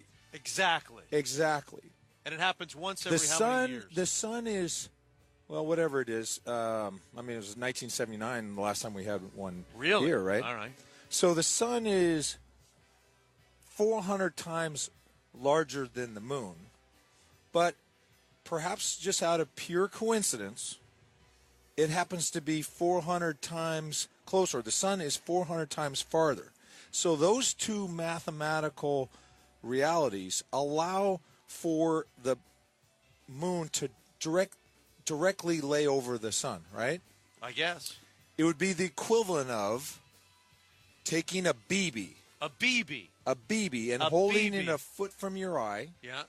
And then having a buddy with, picture a giant beach ball about 6 feet in diameter. Okay, a giant beach ball. Huge. Okay? Yeah. And you're standing at home plate at Safeco with this BB 12 inches from your eye. Yeah. And your buddy goes out on the warning track about 400 feet away. Yeah. And you're laying it over so that the size of the BB exactly fits over the size of that 6-foot ball. Now, that's either a coincidence or somebody's winking at us. And now we have been able, because of this reality, without getting into a lot of details, some of the ancient astronomers were able to learn a lot of things. How do you know so much about this? Well, I think it's the This is unbelievable. You know about this now, too? I think it's the most important question you can ask on Earth is there a creator? Whatever conclusion you come to, you may say, hey, there's not enough evidence for me, I can't believe. Maybe you're agnostic. Maybe you're atheistic. To me, it's more sound reasoning to examine the question and then conclude, well, I don't have it. Whatever your conclusion is, it would be more sound reasoning to at least contemplate. The least rational course that I think a person can take is to live here for 70, 80 years and not contemplate the question. Because it's the only question, Mitch, that we can discuss. It's the only thing that might matter the instant we die. Whether or not Lee Harvey Oswald acted alone when he shot Kennedy and the Warren Commission was right or whether they were wrong. We can debate a lot of things. Who should be the left tackle for the Seahawks to replace her? There's a ton of things we can talk about over wine and a campfire. Yeah, we can. But the most important thing you can ask yourself is there a creator and what's the nature and is there possibly anything that's expected of us? So today, when we see this eclipse, 10:21 a.m. one of two things are either it's a coincidence, yes, the size of this, and I think what's the most critical part of our ability to understand the universe with respects to eclipse was in 1916 when Einstein published his theory of relativity. There was a scientist that said, well, if he's right, then we got an eclipse coming up in 1919, 3 years from now. We'll be able to set up instruments, and we'll see whether or not the mass of the sun has enough gravity to bend light, as Einstein said. Well, sure enough, Einstein had predicted down to fractions and fractions of a percentages, and it hit almost exactly, and it was universally concluded that the theory of relativity was right. And how that's impactful is that prior to that understanding, there was a belief of a steady state universe. Einstein called it the steady state universe, that kind of matter and energy may have been around forever. Well, that and some other observations about the radiation as observed by the Hubble telescope, we were able to prove that no, the universe had a beginning.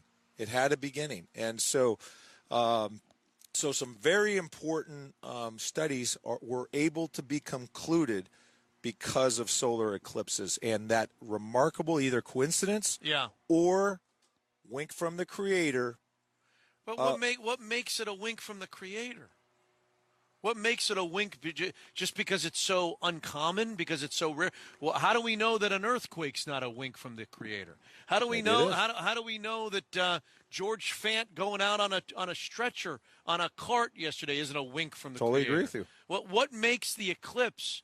When I look at it, do you want me to look at it just because I'm interested in something that doesn't happen? I want you to look and say, I don't want to look at it thinking about it. I just want to look at it. Well, or am I not allowed to look at it? You're allowed to do whatever you want. I got these fancy schmancy glasses then right here. Then you do your own segment. The what's on Mitch's mind. No. You asked me happy. what's on my mind, and I'm saying we're going to see an eclipse today. Yeah. And the degree, we've got 400 times the size of the moon, and yet it's 400 times farther, which means that those discs, the illusion, those discs can lay over exactly. Yeah.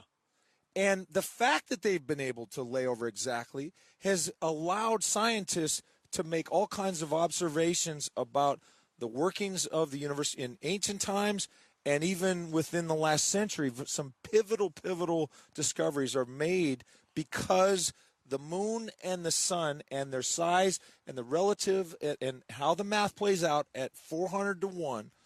I think that's... Are you excited for the eclipse today at 10:21? Does that excite you to look up there at 10:21 and see what you're describing, if we can see it? I guess there's going to be no clouds. Absolutely, for the reasons I'm discussing. Okay, all right. Were you planning on looking at it at 10:21?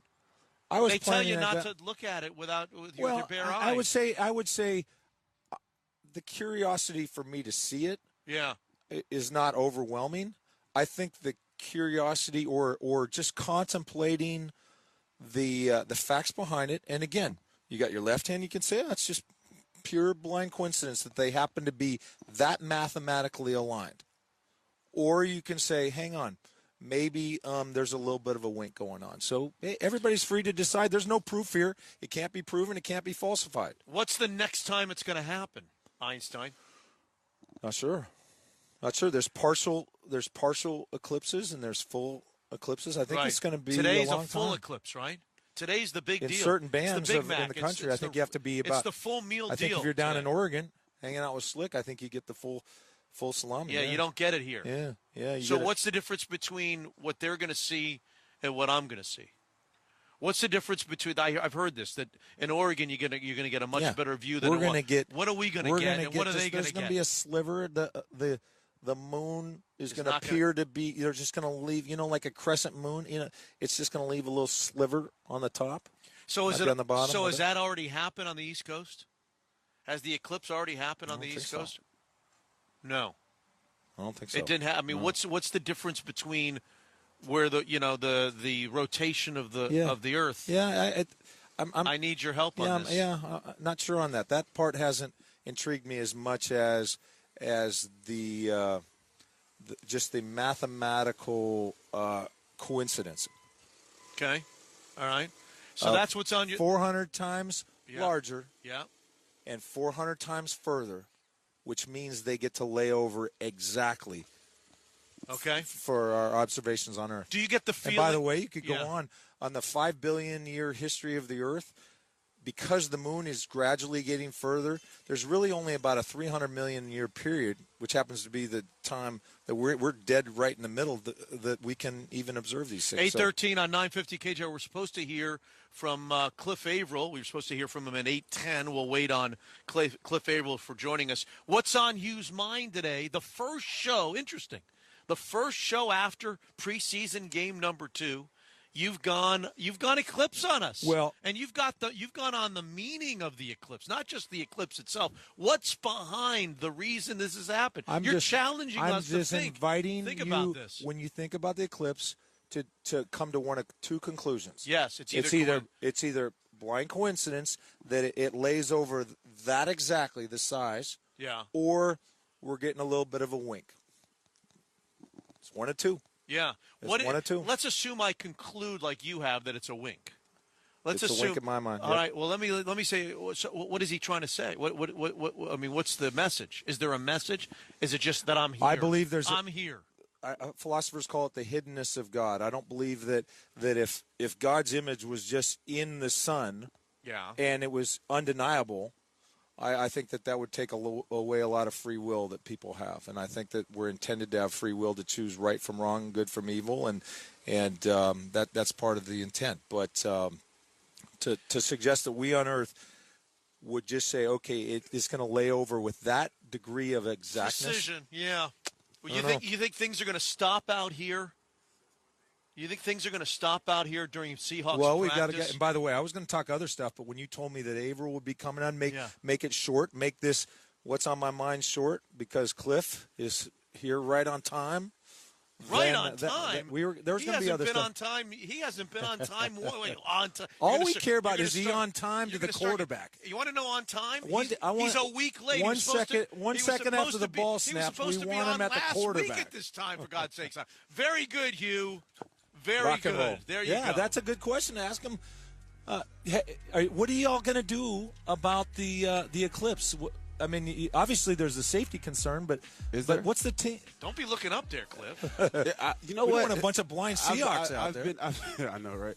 I've been kind of away from the news and all that stuff, and my wife's like, the kids are I'm not bringing my oldest or my youngest kid to practice. I'm like, why? And she's like, the eclipse. I'm like, what they got to do with anything? I don't want them looking up into the sun, and then she goes through the whole spew of what happens and all this other stuff. Put those on. I guess we got to wear glasses, shades. Yeah, put those on. Let's get a picture of the eclipse glasses. Hold on. Where do you get these from, so I can make sure my wife? I'm not telling you where I get them. These are dark too. Huh? I don't know. Can't see anything. Hold on, let me just take a picture. It's just black construction paper in there. Oh, I'm like, you can't even see anything. Yeah, that's well, the point. you don't want to see a lot. That's the point. You're going to stare up at the sun with these things on. But who stares at the sun anyway? Well, but the curiosity. You tell me out of 100 guys. Tell him what you just told me. the equivalent. Give them the BB and the beach so, ball. So you got the sun is 400 times larger than the moon, but it's 400 times further. So that would be the equivalent of take a BB, hold it 12 inches from your eye. Now have Michael Bennett with a 6-foot beach ball, okay? Now you're down at Safeco. You stand at home plate. Have Bennett go walk out to the warning track in center field, and you're going to lay that BB in your eye, and it's going to lay over exactly on top of that. Now, that's either a coincidence now he's got or the beach ball. You see what I'm talking about? You can't see the beach ball because your BB is exactly the size of the beach ball when he's out in the precisely, it's going to cover the beach. You can't see Bennett out there. Look at Cliff. Cliff wants to look now. Look at him. He's interested now. You just got him interested. No, I'm not interested in losing my sight. I kind of need that. But she's like, yeah, people, they got to wear glasses. I'm like, who stares at the sun anyway? Like, you can't stare at the sun. I don't know. Yeah. But there might. You don't think there's one knucklehead out here? There's definitely one. There's definitely at least two. Who's the guy that would be most likely to stand there and stare today? One of these dumb little rookies. Who would be the guy? They said don't stare at the sun. Let me try to check it out today. Well, here's my thing. I'm like with Cliff. I would not stare at the sun. I would never stare at the sun. But you got to admit, when somebody tells you that something's going to happen for the first time, whether it's sun or a blade of grass, something's going to happen for the first time in 38 years, and then it's not going to happen for another 50 years.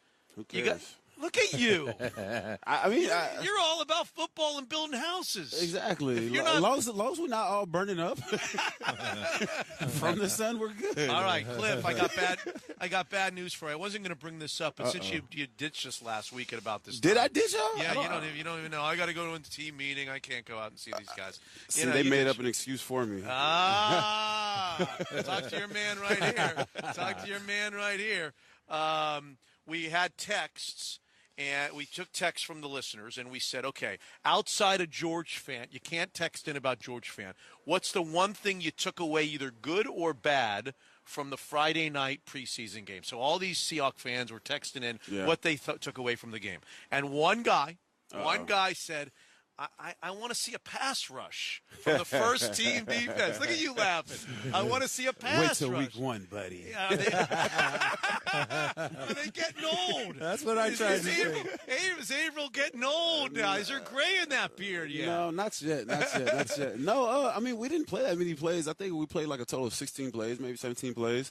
But, obviously, who as a pass rusher, of course, that's what you want to do. But the first team, I think we held our own for the most part. We let a couple runs slip out. But as far as for pass rushing, this probably be the week where we have to pass rush a little more, due to the situation, and we'll be playing a lot more too. What's the situation?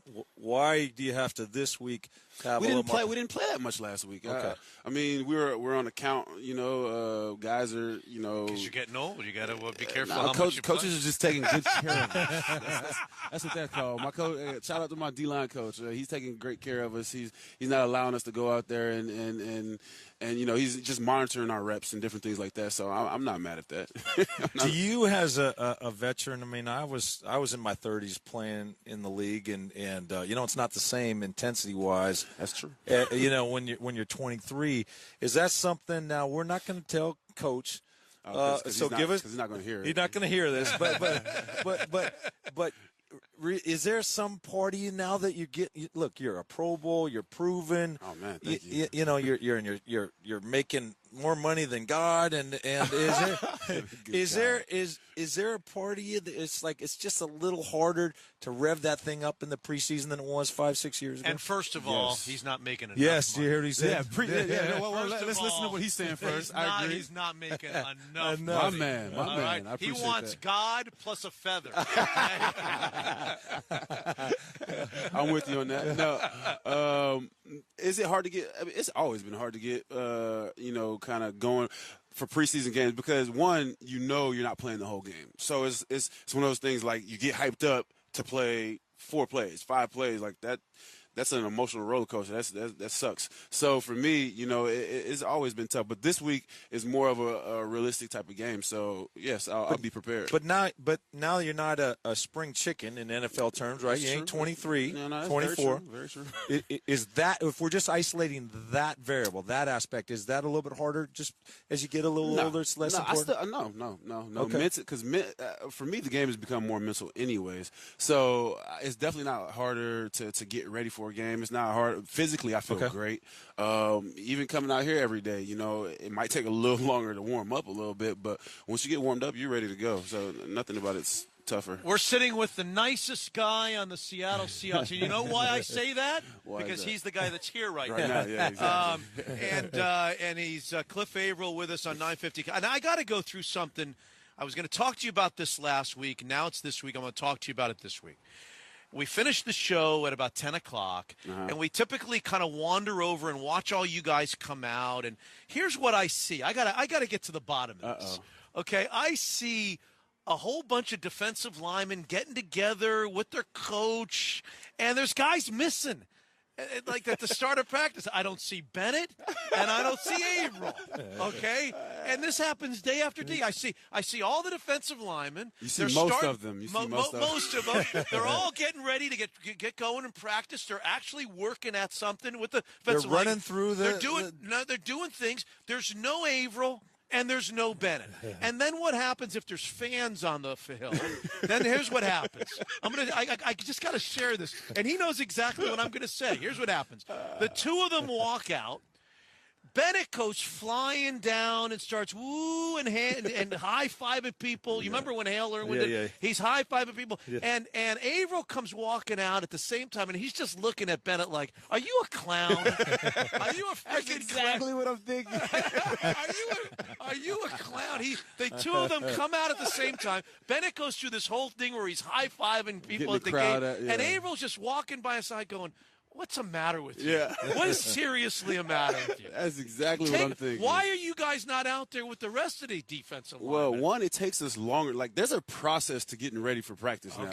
Okay. So, like, our coach lets us out, about 20 minutes before the young guys. Yeah. We got to get in the hot tub. We got to get stretched. We got to do all these different things. So by the time we're done with all that, they're already started.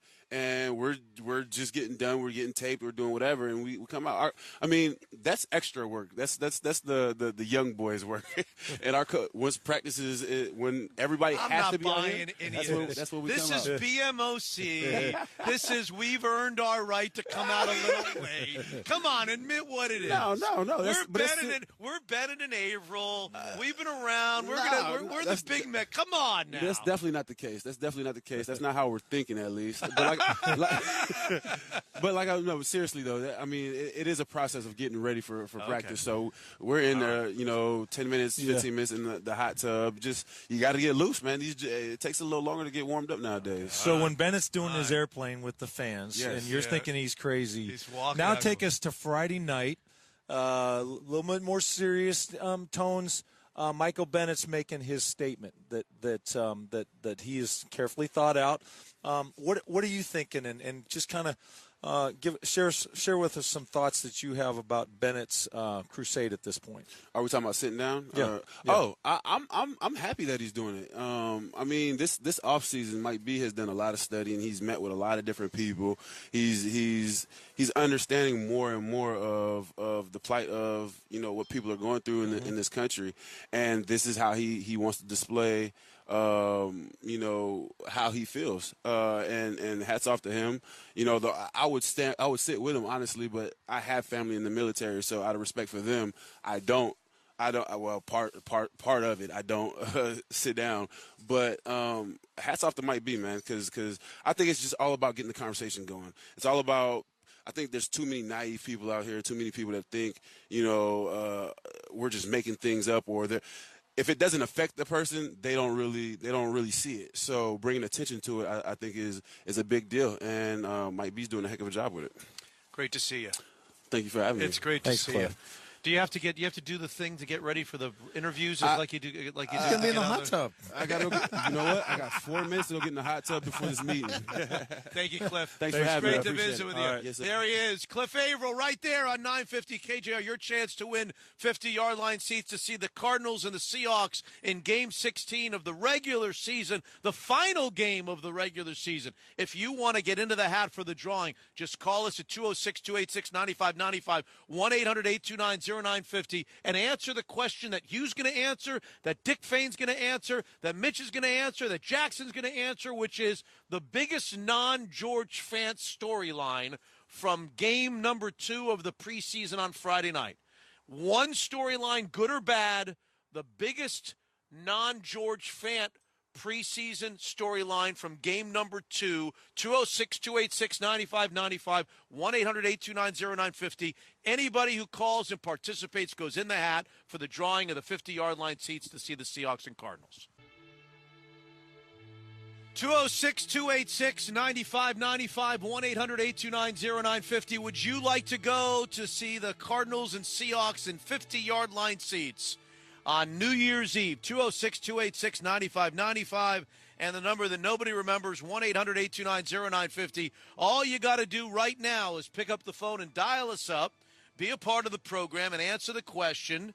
Every time you call and you get through, your phone number goes into the hat for the drawing of 2 tickets to a game that's going to perhaps tell the story.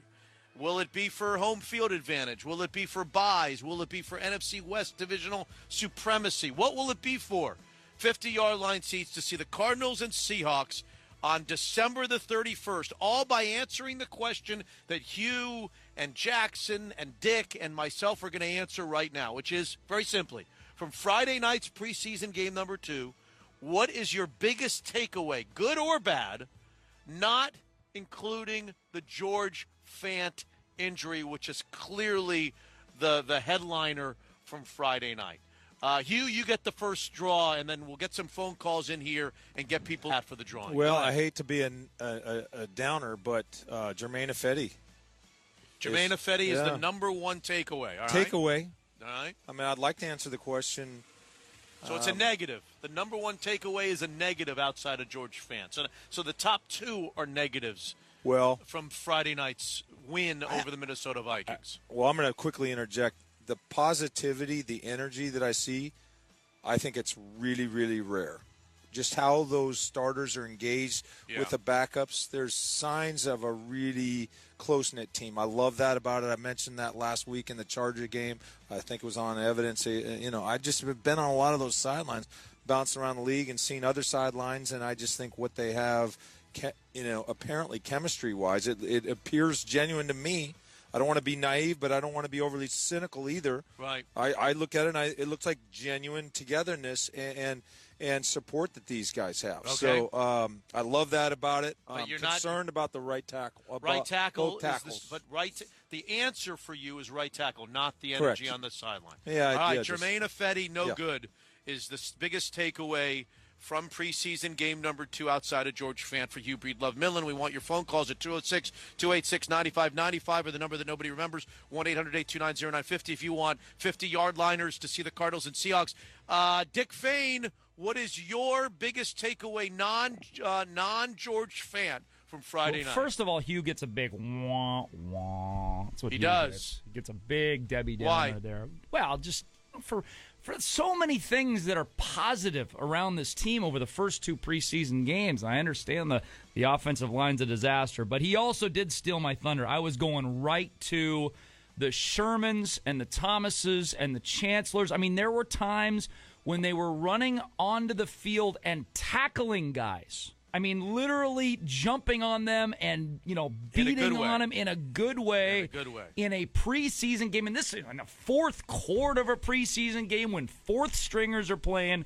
They are still totally engaged. I have never seen that before from any other team in a preseason game. And I don't even think I've seen it before from this team in prior years in preseason games. So that's really exciting to me. Okay. Jackson, let's give you a shot. Yeah. You watched preseason game number 2. Non-George Fant. Give us a takeaway from the game. Nazir Jones, the first game he played great in San Diego and Los Angeles, and it showed it wasn't a one-hit wonder. He came back with another good game here at the Clink against Minnesota. I really like what he's doing on the defensive line, and I think we have another star in the making here on the D-line. All right, and my takeaway, I have some honorable mentions. I could go Blair Walsh on you. Mm-hmm. I could go Shaq Griffin on you. Interesting night for Shaq Griffin as he let a lot of things happen in front of him but didn't let anything happen behind him. I could go a number of different ways with running backs, but I'm sorry. I'm going to get a Debbie Downer from Dick Fain as well. I'm not going Jermaine Ifedi. I'm going Luke Jokel. I just think that Luke Jokel's terrible. I'm sorry. I don't know how to phrase it anyway. I could sit here and blow smoke up your butt. We could try to figure out until we're blue in the face whether it's because of his knee injury that he's still recovering from and if he's going to get better as he gets stronger. We could just discuss whether he's just a bad offensive lineman. I think Luke Jokel is terrible. I think Luke Jokel is terrible at left guard. I think Luke Jokel is going to be terrible at left tackle if that's the answer. And so what I'm going to say is, while it's not George Fant related, because I'm not allowed to go there, that's part of the question, I'm just going to say Luke Jokel left guard or left tackle is a huge problem. The fact that they're paying him $7.25 million guaranteed, and that was their biggest free agent acquisition. That was their free agent address to the offensive line.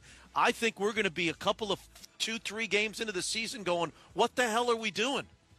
And I hate to say it because he does seem like a nice guy, but I could either tell it like I feel, or I could sit here and pretend that it doesn't exist. It's the elephant in the room. It's the dead horse, whatever the expression you want to use. Their offensive line is a disaster right now, an absolute disaster. Jokel's no good. Ifedi's no good. Posic's not ready. I even watched Posick at right tackle give up a lot of penetration at right tackle. Guys were getting around him and pushing him back into quarterback's face. I didn't think Posick was anything to write home about. No, he wasn't. And it maddens me even just watching how much they retreat, even on plays where they don't give up. The three stats that we know of that reflect the offensive line in pass protection. You got sacks, you got quarterback hits, you got quarterback hurries, right? Yeah, what about when you get pushed back into Russ's face? So how about that beautiful pass that Russell had to Vinette down the middle? Right. I mean, he's having to contort his body to throw that because the offensive lineman was pushed because back. Ifedi was just walked back into his, and so that just gets old to my eye. Take him on at the line of scrimmage, right? Instead of backpedaling, and the first contact with the defensive lineman is 3 yards deep. No, I freeze it on the DVR. What is it? It's 4.5, 4 yards. Sometimes 5 yards. First time you make contact with the guy. Between 4 and sometimes even 5 yards. That's not stout pass So protection. let's do this. Let's get the guys online. 206. Anybody who wants these 50-yard line seats to the Cardinals-Seahawks game, answer the question. Biggest takeaway from preseason game number 2, not including the George Fant injury. We'll take your phone calls next and put you in the drawing for the 50-yard line seats. Next. All right, let's get to some of these phone calls and get everybody into the hat in the drawing for the 50-yard line seats on New Year's Eve for the Cardinals-Seahawks. Real quickly, as we go to the phone calls, Hugh and Dick, your first reaction, when did you watch the game? You watched the game on DVR, right? I did. Yeah, I was coaching on Friday night. Okay. Yeah, Dick, did you watch it on DVR? Yeah, I had a Storm game, so I watched it as soon as the game was over when I got home. What was your first reaction, your honest first blush reaction when you turn on the TV, you've got no knowledge of the situation beforehand, you know Thomas Rawls is going to be out, and there you see C.J. Prosise standing on the sidelines, an unexpected late scratch in the game on Friday night. What was your first reaction? Well, Hugh? Just more of the same, really, and that in conjunction with Thomas Rawls. These guys are too young and too unproven to be getting nicked up like this with such regularity. It happened before they got drafted, or in the case of Prosise, before he was drafted. and it's been happening too much here. So, I'm not going to question a guy's toughness, but the organization told us we were aware of Thomas Rawls. Ankle injury, sat out practice 2 or 3 practices, not going to play. They told us nothing about CJ Prosise that I can tell.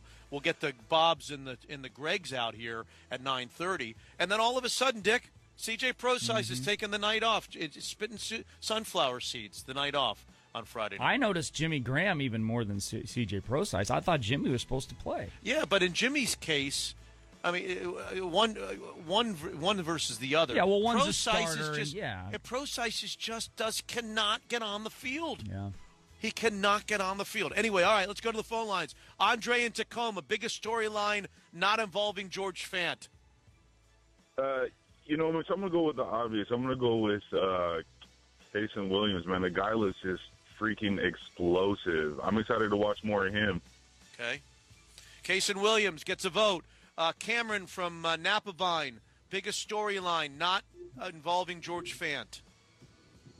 I was thinking the same thing. Jason Williams looked really good. I mean, that wasn't no second or third stringer he caught that touchdown over. Okay. Alex in San Diego, biggest storyline, not named George Fant. I'm going to have to go with the first time the Seahawks had the ball. They threw that fade to Curse in the end zone, and he doesn't even come close. Very next play, same scheme, almost the same formation, same defense, the same pass, and Kason Williams comes up with it. Time to let Curse go and move on and let these young guys get some run. Right. So that's a Kason Williams versus Curse. Look at the releases. Go back, watch the release. One guy's getting separation, one guy's not. John in Edmonds, biggest storyline not involving George Fant. Good morning, guys. I'm sorry, I'm another Kason Williams vote, but I'll be a little more specific. I like that we actually have a guy that's got a little go up and get it aspect to him. We've got a lot of guys, Baldwin and Richardson and all these guys, Curse, which they'll catch it in the numbers and in the breadbasket. Now, obviously, Baldwin's much better than the other guys, but I like we finally got a guy with a little go up and get it-ness. Yes, he's not Calvin Johnson, but he can do it, and he can do it on the cheap. So I'm on the Williams bandwagon for sure. Yeah, Kason Williams is running away with this poll. Yeah. That makes it a terrible poll, by the way. Somebody's running away. You always told me if somebody runs away with the poll, Mitch, I never told look you yourself that. in the mirror. Check yourself in fact, in the door. I never told you that. Yeah, you did. You told me a good poll is one that's got a variety of answers, and it's close, and it's split right down the middle. Roger in Bremerton gets the next shot. Roger, you're in the hat for the 50-yard line seats. What do you think is the biggest takeaway not named George Fant? Well, I'm sorry to keep the trend going, but I'm going to go with Kason Williams as well. Woo! I'm tired of seeing Jermaine Curse out there running sloppy routes, not getting open. It'd be good to see another face out there. Wow. Chris in Lakewood, biggest storyline not named George Fant. John in Seattle, go next. Chris is out. Chris Carson. No way that Eddie Lacy is the man. I love Thomas Rawls. I question whether he can stay on the field, and I question the same with CJ Prosise. So Chris Carson. Chris Carson. Intriguing guy. He's in a battle. How about he Mike and Davis? Alex Collins. Is his name Mike Davis, the other guy, too, that scored a touchdown? Yeah, different styles. I mean, Carson is just, he's just a big, tall, fast. He's more of a one-cut guy and then run straight ahead as opposed to a shuck and jiver. But, there's a ferocity to him and a physicality. Boy, oh, boy. Hard to imagine if I'm making that team that Chris Carson isn't on my club, active. 8 minutes away from our return of Mike Holmgren's going to join us in 8 minutes. Corey, I can't read my writing. Is it Mukilteo? No. Where? Monroe. Corey and Monroe. My chicken scratch. I saw the M. Corey, what do you say? Biggest storyline not named George Fant. Well, first I say good morning, gentlemen, and I'm going to be a little broader. I think the whole passing game looks just intriguing. I'm excited for seeing more stuff happen in the air this year. I think Russ has got a great arm, and I think it's time to have some good wide receivers, and I'm just really looking forward to seeing his passing numbers this year. Passing game. That's an interesting one. Passing game from Russell Wilson to the receivers. I could make a couple of notes here. Jimmy Graham still hasn't played, and so it's going to be even better with his presence in the middle of the field. The only question that I got to keep coming back to is Russell Wilson going to get killed? Yeah. Is that offensive line going to be able to protect him? And if the offensive line is no good in run blocking, is he going to be facing 2nd and 9s and 3rd and 8s and 3rd and 7s and 3rd and long yardages where defenses tee off and they start bringing heat against a porous offensive line? I worry for Russell Wilson from what I've seen from the tackles. Everybody but Britt. I mean, maybe Glowinski's been okay.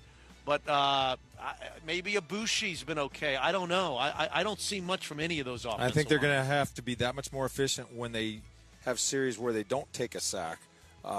Sacks, it's hard to recover. It's hard to have a sack and not be punting the next play or a couple plays later. So, for them to score their points, it's almost like they're getting 1 or 2 less possessions when they have that type of protection. Let's talk to the man, the myth, the legend, the grand poobah, Mike Holmgren, and find out what he would do at left tackle now with the injury to George Fant. What would Mike Holmgren do next on 950 KJR? About to be joined by Mike Holmgren for the first time this training camp. Actually, training camp's over. First time this season. Mike Holmgren, our buddy.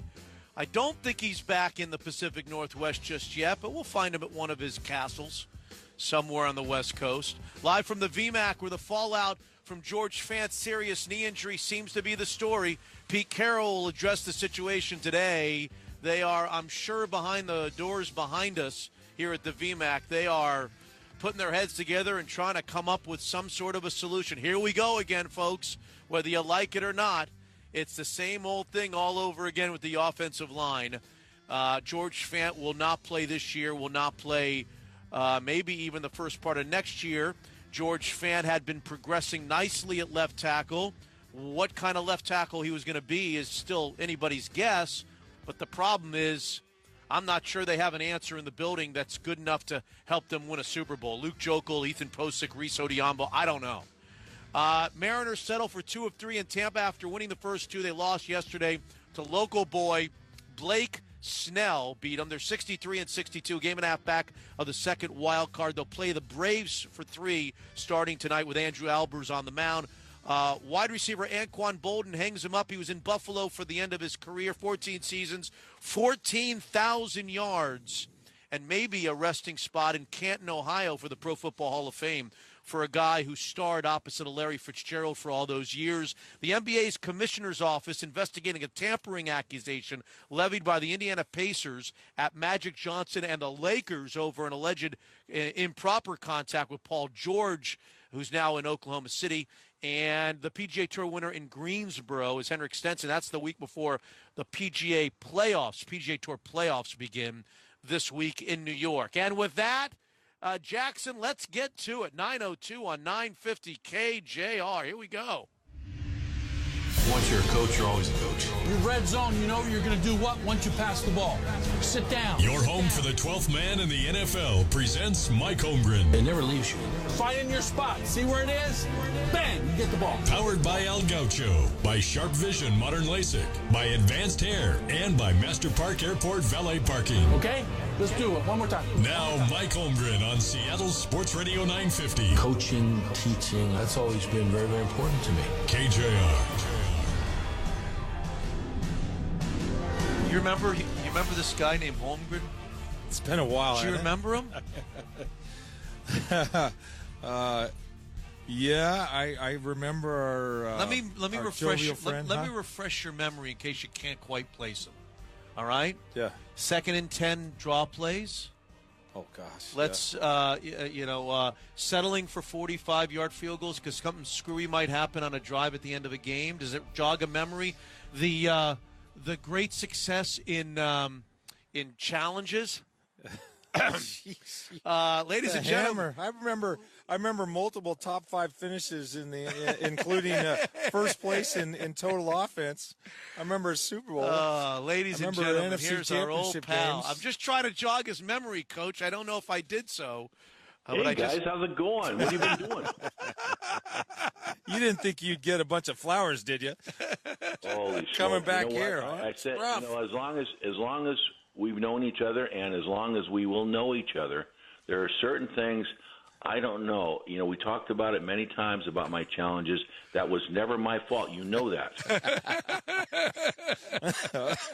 Well, Max Strong, let's put it this way. Max Strong thanks you for all those draw plays on 2nd and 10. Otherwise, he would have never gotten a chance to carry the football. Remember the Redskin draw, though? There was a Redskin playoff draw? game? Mitch, I don't know how long.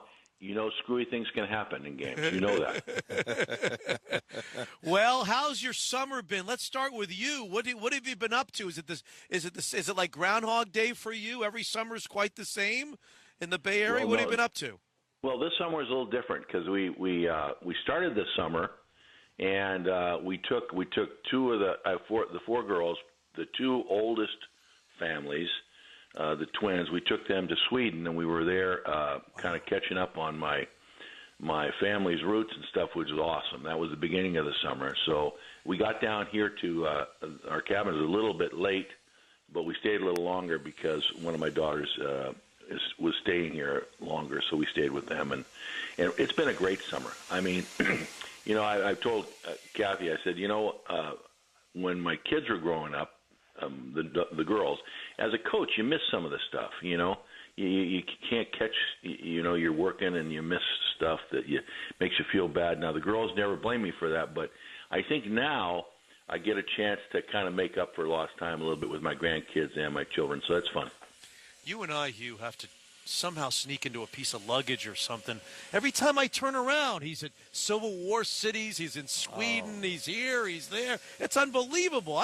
Can we change our last name to Hugh Holmgren's got a nice ring to it, for God's sake. I tell you. Well, you know what? You guys would love Sweden. You would love Sweden. And to say that the girls there, they're blonde, they're tan, they're athletic, they're cute.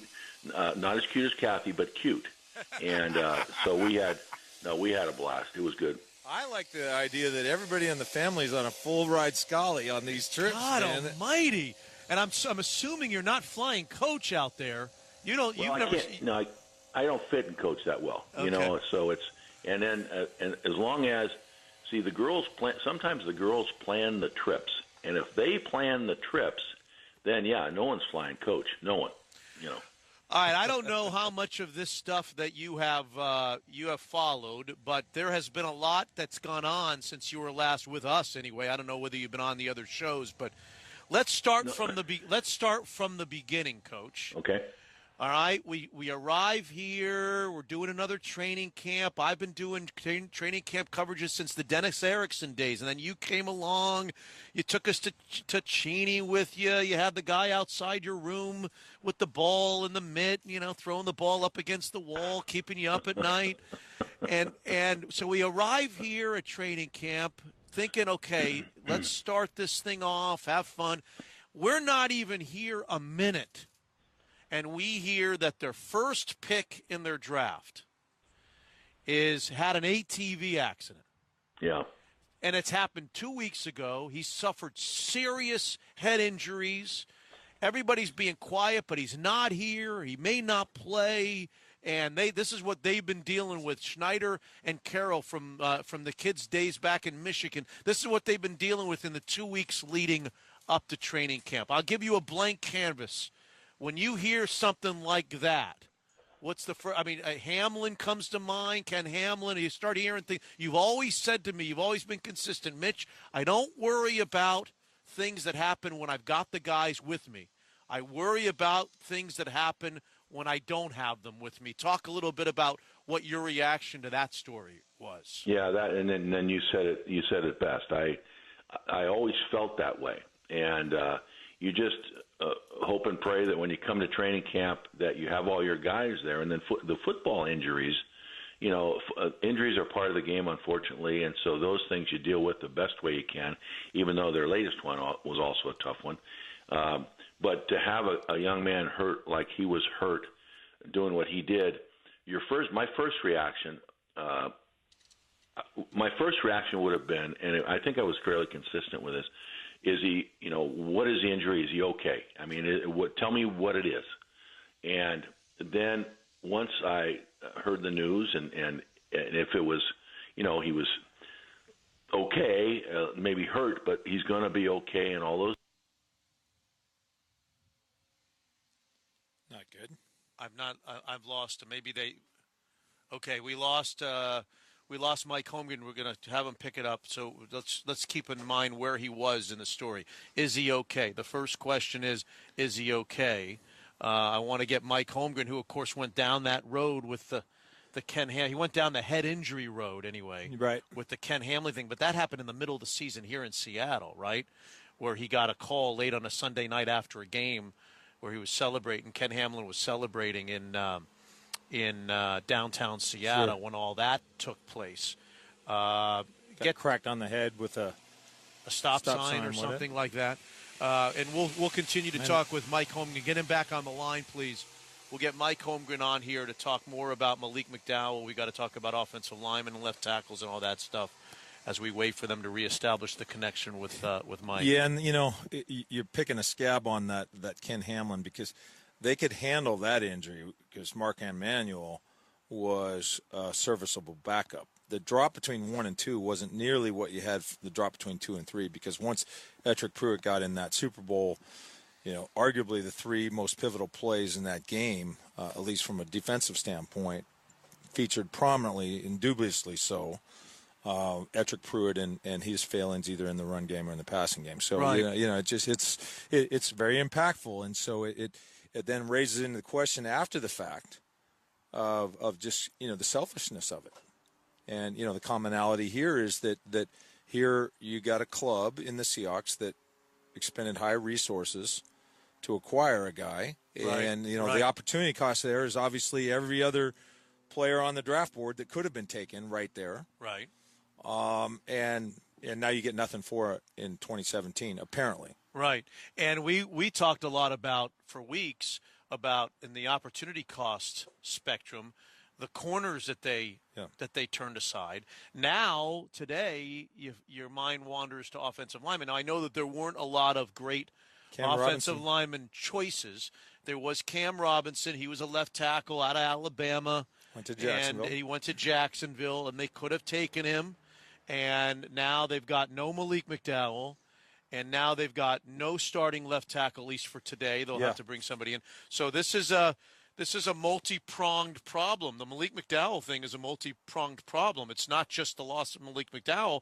It's the loss of the player that you could have had instead of Malik McDowell that could be helping this team right now, right? Yeah, and you're left to wonder right now, do the Seahawks love McDowell? Did they love enough of what they saw from him where you'd say, okay, would you take him even if he had a serious head injury and you're unsure of the outcome? Well, that's almost absurd just coming out of your mouth, even to just propose. I mean, the answer to that would be if they knew about the ATV accident, there's no way in hell they're taking it. Yeah.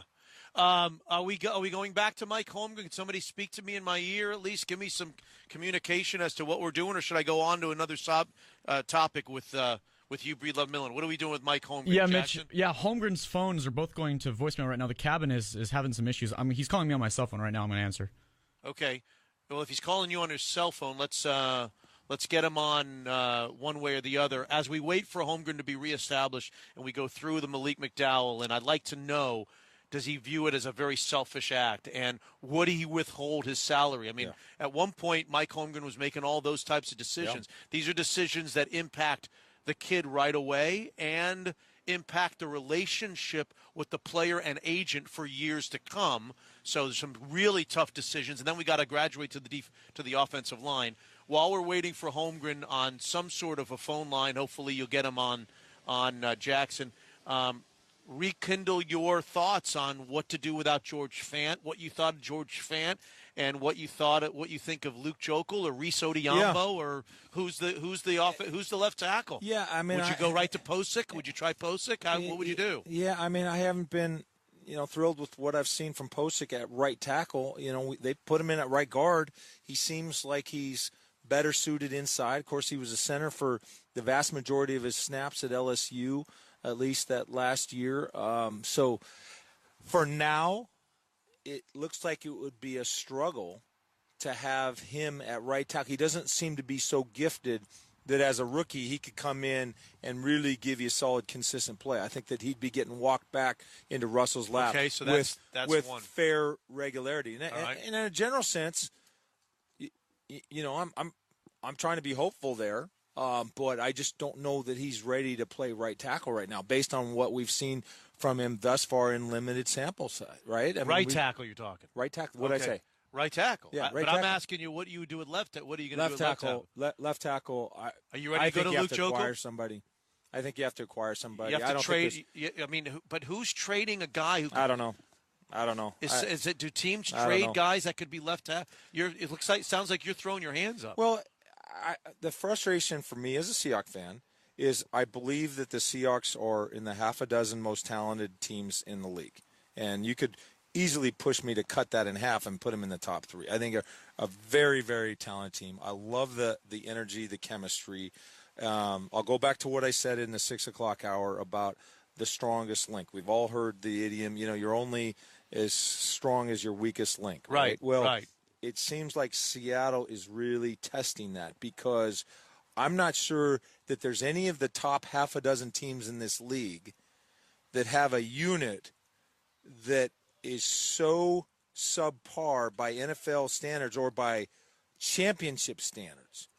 Is there – maybe you're going to tell me that the Packers have a linebacking unit that is just god-awful. Or, well, I know the Falcons.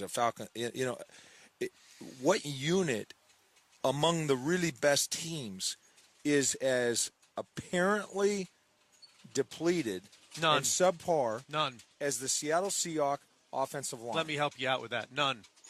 So it's just frustrating. That weakest link, it doesn't matter how strong the links, I don't want to say it doesn't matter because a great defense in theory could overcome.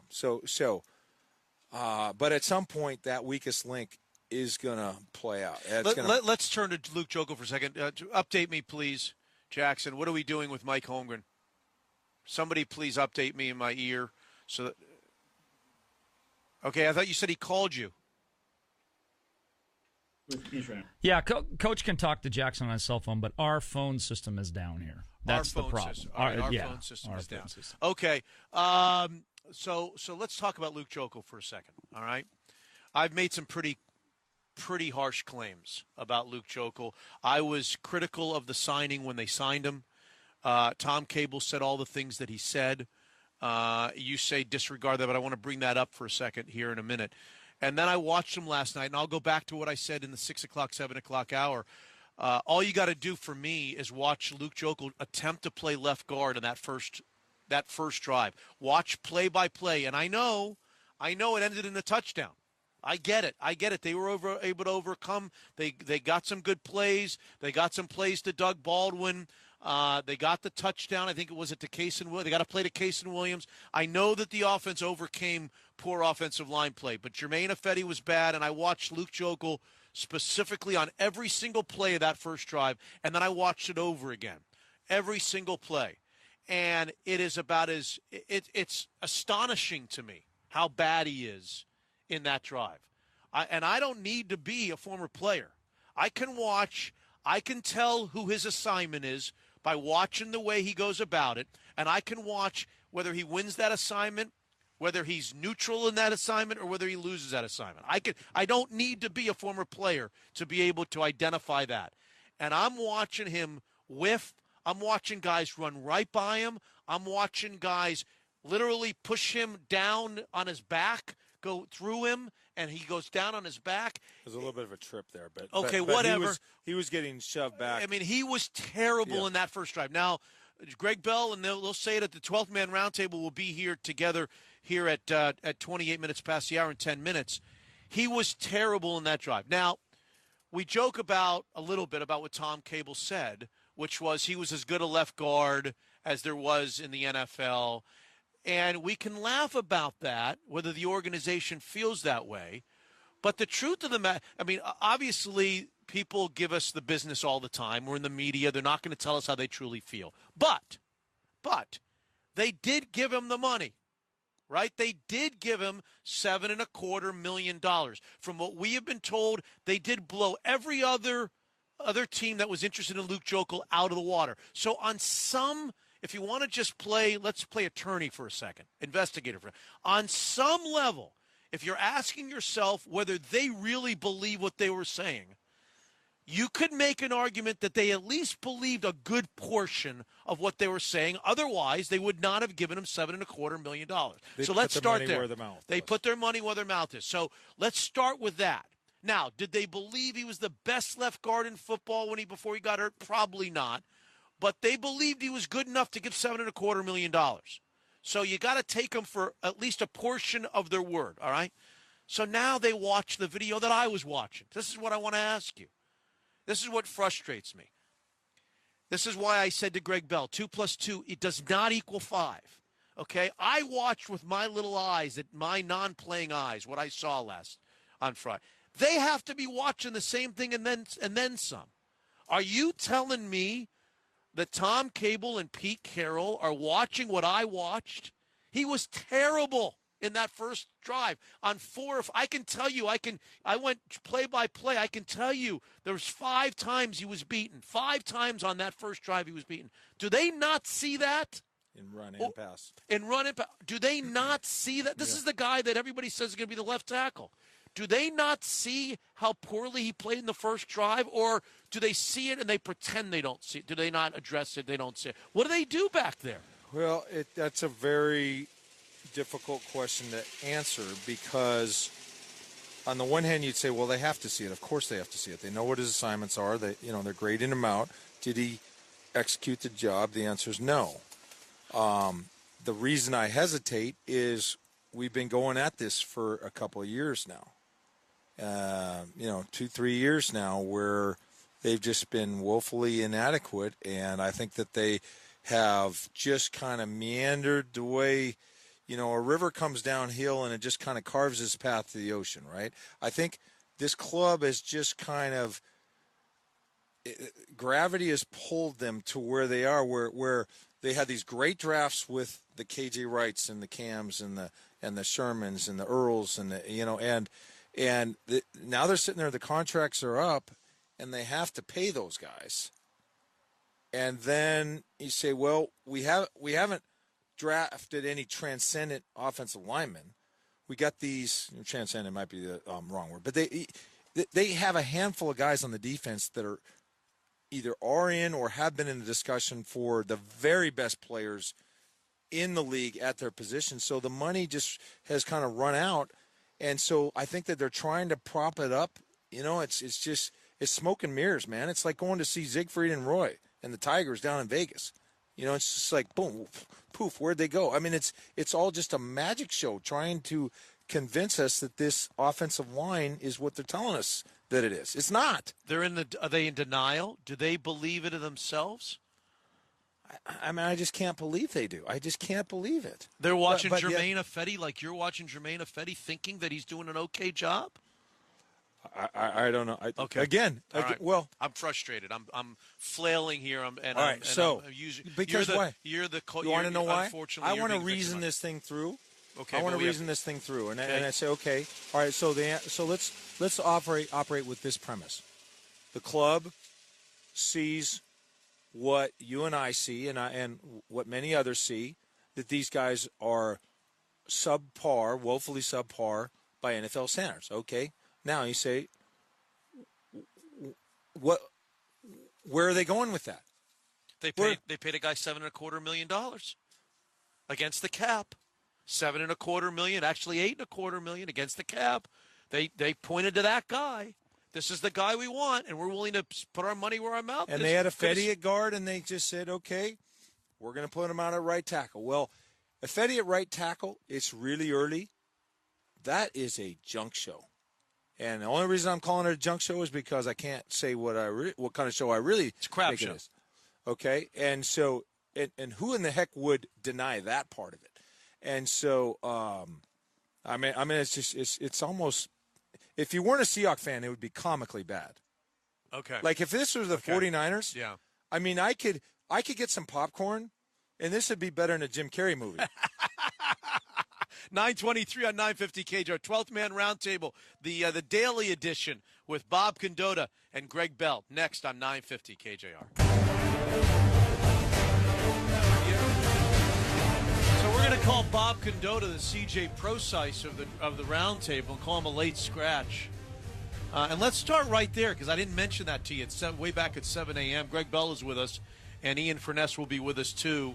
Hugh Breedlove Millen is here, of course, by my side. Certain guys in all sports, when they miss games, when they're late scratches, just draw the ire of fan bases. And unless you're going to tell me that you knew on Saturday, well, it was a Friday night game. So on Friday, as the day progressed, when did you find out that CJ Procise had an injury and was going to be unavailable to play? Same time you did and everybody else watching did. And I think it was preemptive. I mean, he's a guy that if, hey, I'm kind of feeling tight here or it's not quite, they just shut him down because of last year, because of Notre Dame's, the history of Notre Dame. He went to the third round partly because of his injuries and his position switch at Notre Dame, but he had concussions and ankles and injuries at Notre Dame as well. It's only August the 20th.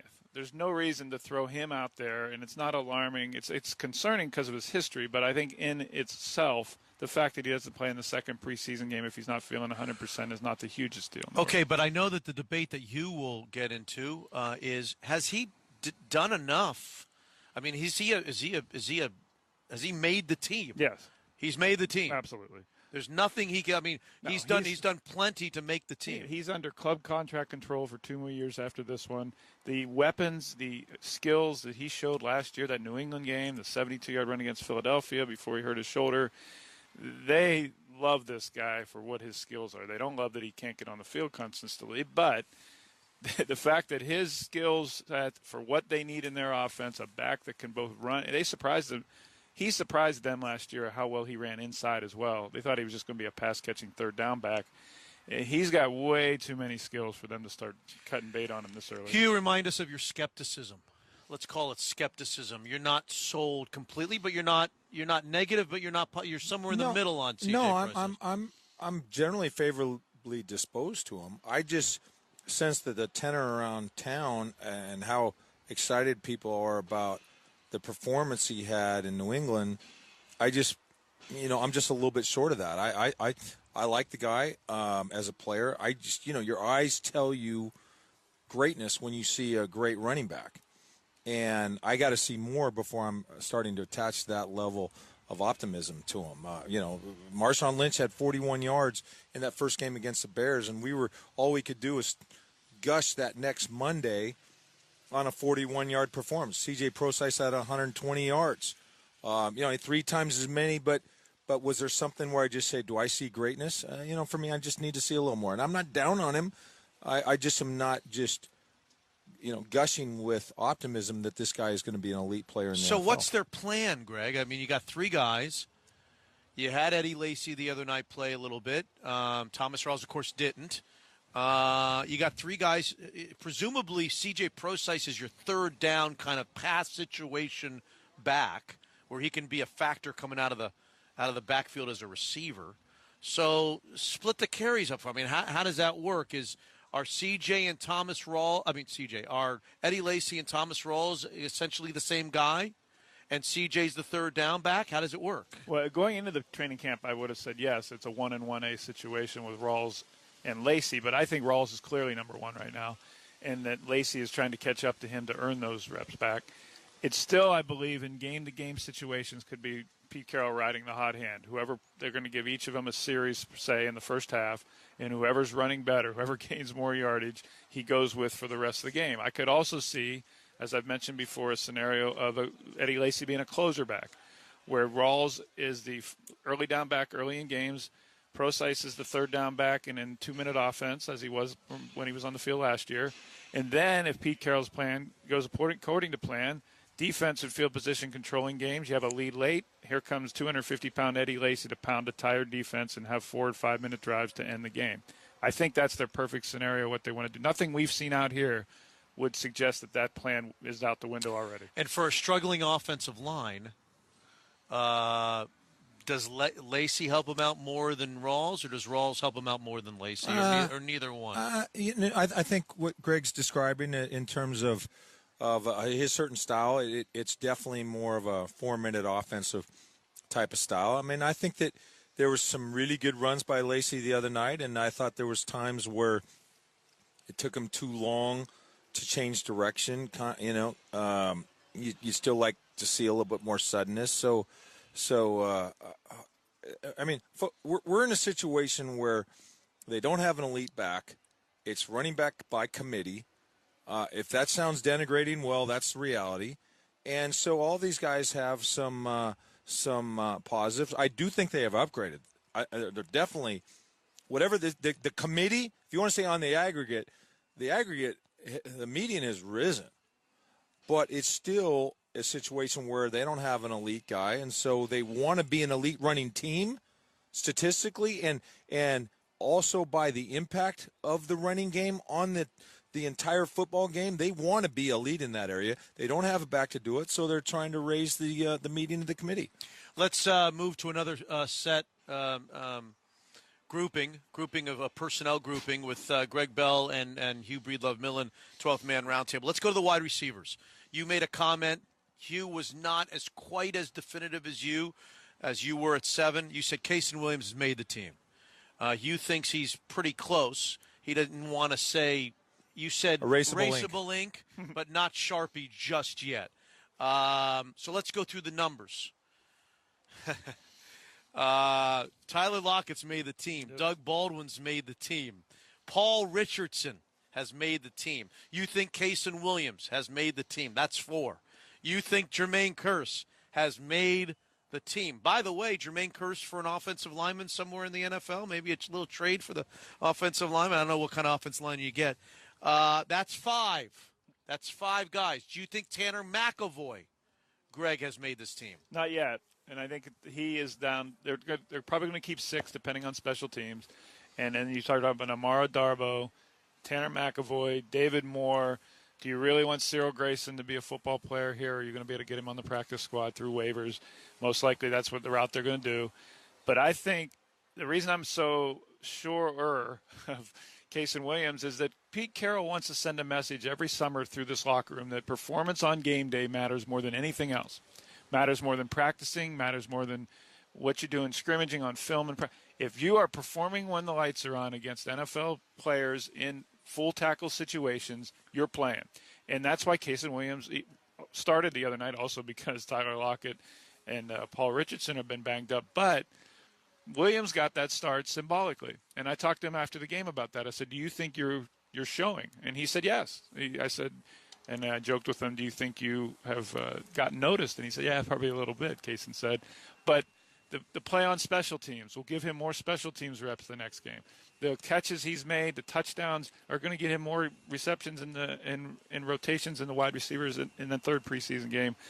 Pete Carroll, if he's going to preach all about competition, always compete, and a guy like Williams is pulling down fantastic catches and touchdowns and making plays on special teams, right, he has to get on the field, or else that competition message is pretty hollow to the rest of the locker room. Well, go ahead, respond to that. Well, I agree with everything Greg just said. I would add that if you've got everybody else in the receiving group has a passer rating when they throw it to them between 92 and 120. Here they come. I knew the numbers were coming. And there's another guy whose passer rating is a 57. Where's the competition there? Yeah, I hear you. Where's the competition there? It's selective competition, like selective hearing? It's like every other team in the league. Look, there's a hell of a lot to admire about what goes on in here, but there's no more and less competition here than anybody else. No, always compete. Always compete. 9:39, 12th man. Right? Can you stay around for another segment? Yes. 12th man roundtable. Ian Furness is going to step in too to play the role of Bob Condotta. We'll see as in Bob Condotta's impersonation and see if Ian's got a good one next on 950 KJR. Who's the star of that last break? Hugh Breedlove. Sharon Levy. My God, these things are the greatest. I think they're in. I think what I saw is like in them, and they're fooling us. They're fooling us? That's not the real thing. We all had she gave us these these cheapy little solar viewers. I think she got them from the theater for the 3D I think she got them from a Captain Crunch box. I mean, the 3D ones are actually better than these things. I think Michael J. Fox. Well, we just witnessed. Well, how would you explain what you just saw through these things? Highly cool. Yeah, but how do you explain what is it that we just saw? We saw a sun that looked like the moon. Like a crescent moon. Yeah. I thought it was a joke, and then I put them on. Whoa! We thought we were pulling your leg. We're not pulling your leg. These things are the real deal. I'm saving these things. Well, we got to try again at the top of the hour and see if it's still that same size. Because then we know it's. Yeah. Well, yeah. We also got to see if our eyeballs are intact. This might be the last preseason game I analyzed for you. I can't see you. Sports Radio 950. How did Jermaine do? Sports Radio. No idea. I can assume. Sports Radio My eyes 950 don't work KJR anymore. has teamed up with Target Zero and Shuttle Express to bring you the ultimate ticket giveaway. Log on to sportsradiokjr.com. The Eagle, the Doobie Brothers, Katy Perry, sports events, CenturyLink Field, Safeco Field, Husky Stadium. Just remember, drunk, drugs, or high, it's a DUI, so always travel safely. Go to sportsradiokjr.com for details. Okay. So you're giving Jermaine Kearse a 100% on making the team, right, Greg? I'd say 99%. Are you? What are you saying? Jermaine Kearse? Yes. I'll give it about a 75%. Wait a second. You're saying it's 99, and you're saying it's 75%. He used to work for Washington. I went to Washington State. There's going to be a difference in opinion. Okay. You know? Tanner McAvoy. Much less. 50-50 at the moment. Not because of what he didn't do last year. He's coming off an injury, but, because of the numbers. Because of Kaysen Williams. Kaysen Williams. 85, 90 so right now. So you think Kaysen Williams is 15% more likely as close to as sharp than as you can be. Jermaine Kearse? Yeah, I think he's on. I think because there's always a surprise along the way, and there's something's going to happen that doesn't make sense. I heard Hugh earlier, and I agree with him. I think McKissick's on this team. So then you have to, where are you taking that from? Are you taking it from the running back pool, the wide receiver pool, the linebacker pool because of special teams? I mean, where do you, the extra DB, I mean, which one of the drafted DBs doesn't make it? I mean, all those, we're talking roster spots 47 to 53. But you are saying that UW receiver Kaysen Williams has a 15% more chance of making the team in your mind than UW receiver Jermaine Kearse. I think it could be Husky on Husky crime, one at the expense of the other. All right. Okay. And I would take the younger as opposed to the older. Again, the trust that Russell Wilson has with Jermaine Kearse is why he's going to be here. That plus they've invested in him, and they won't save a ton of money this year by cutting him. Next year they will, but this is only year 2 of the contract extension. Russell Wilson loves him, and we can see he doesn't love him. I think he loves him. He doesn't love him. I think he trusts him. He can look the words and Greg. This is I know just context. You and I smile about this. We wink about this. I consider Greg a friend. So this is I don't. This is not a friend. Is the wink the same wink as we're getting something like this? The wink. Above? Yeah, we're getting 2 winks right now. Okay. Greg and me. But I would say this. What's the term? Your actions speak so loudly, I can't hear your words. Russell, there's 37 receivers in the NFL that ran over 500 pass routes last year. He was 36th out of 37 in terms of the number of targets. I mean, the stats just keep going on and on. And when you look at him and you say, when he was playing that X receiver and the coverage is absolutely dictating to any quarterback, you got a one-on-one, that's your best matchup, and he'll either glance over there and look away or not look at all. I don't know. I would just say this. I would absolutely refute the idea that Russell Wilson is comfortable. First of all, Russell Wilson will tell you the offensive line, here is the Dallas Cowboys 1993 offensive line. I mean, so he's going to praise any team. Well, no, so what he says means nothing, No, not right? just what he says. Not just what he says.